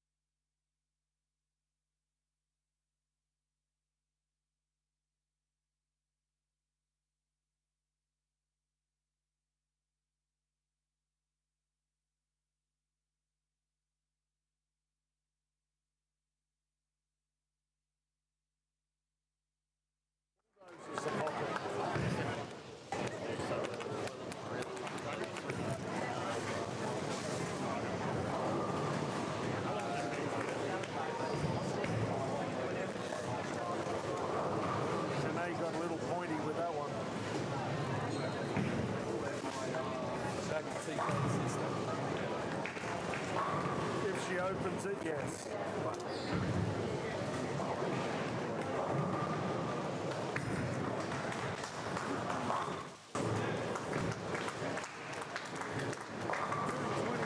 For Zed hole, 184 for Casey Perry.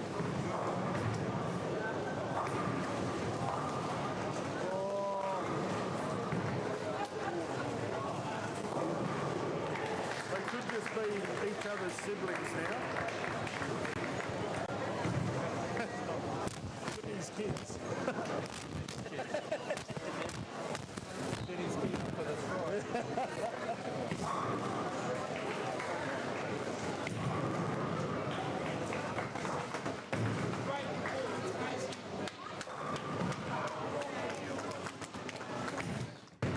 I think that's back to Shanae's brother. 259 for Shanae. Nice game.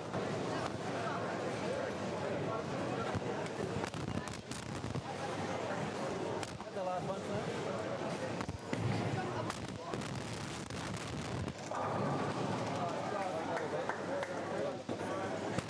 Alrighty. That will conclude today's play. We do still have a match going on down there on 5 and 6.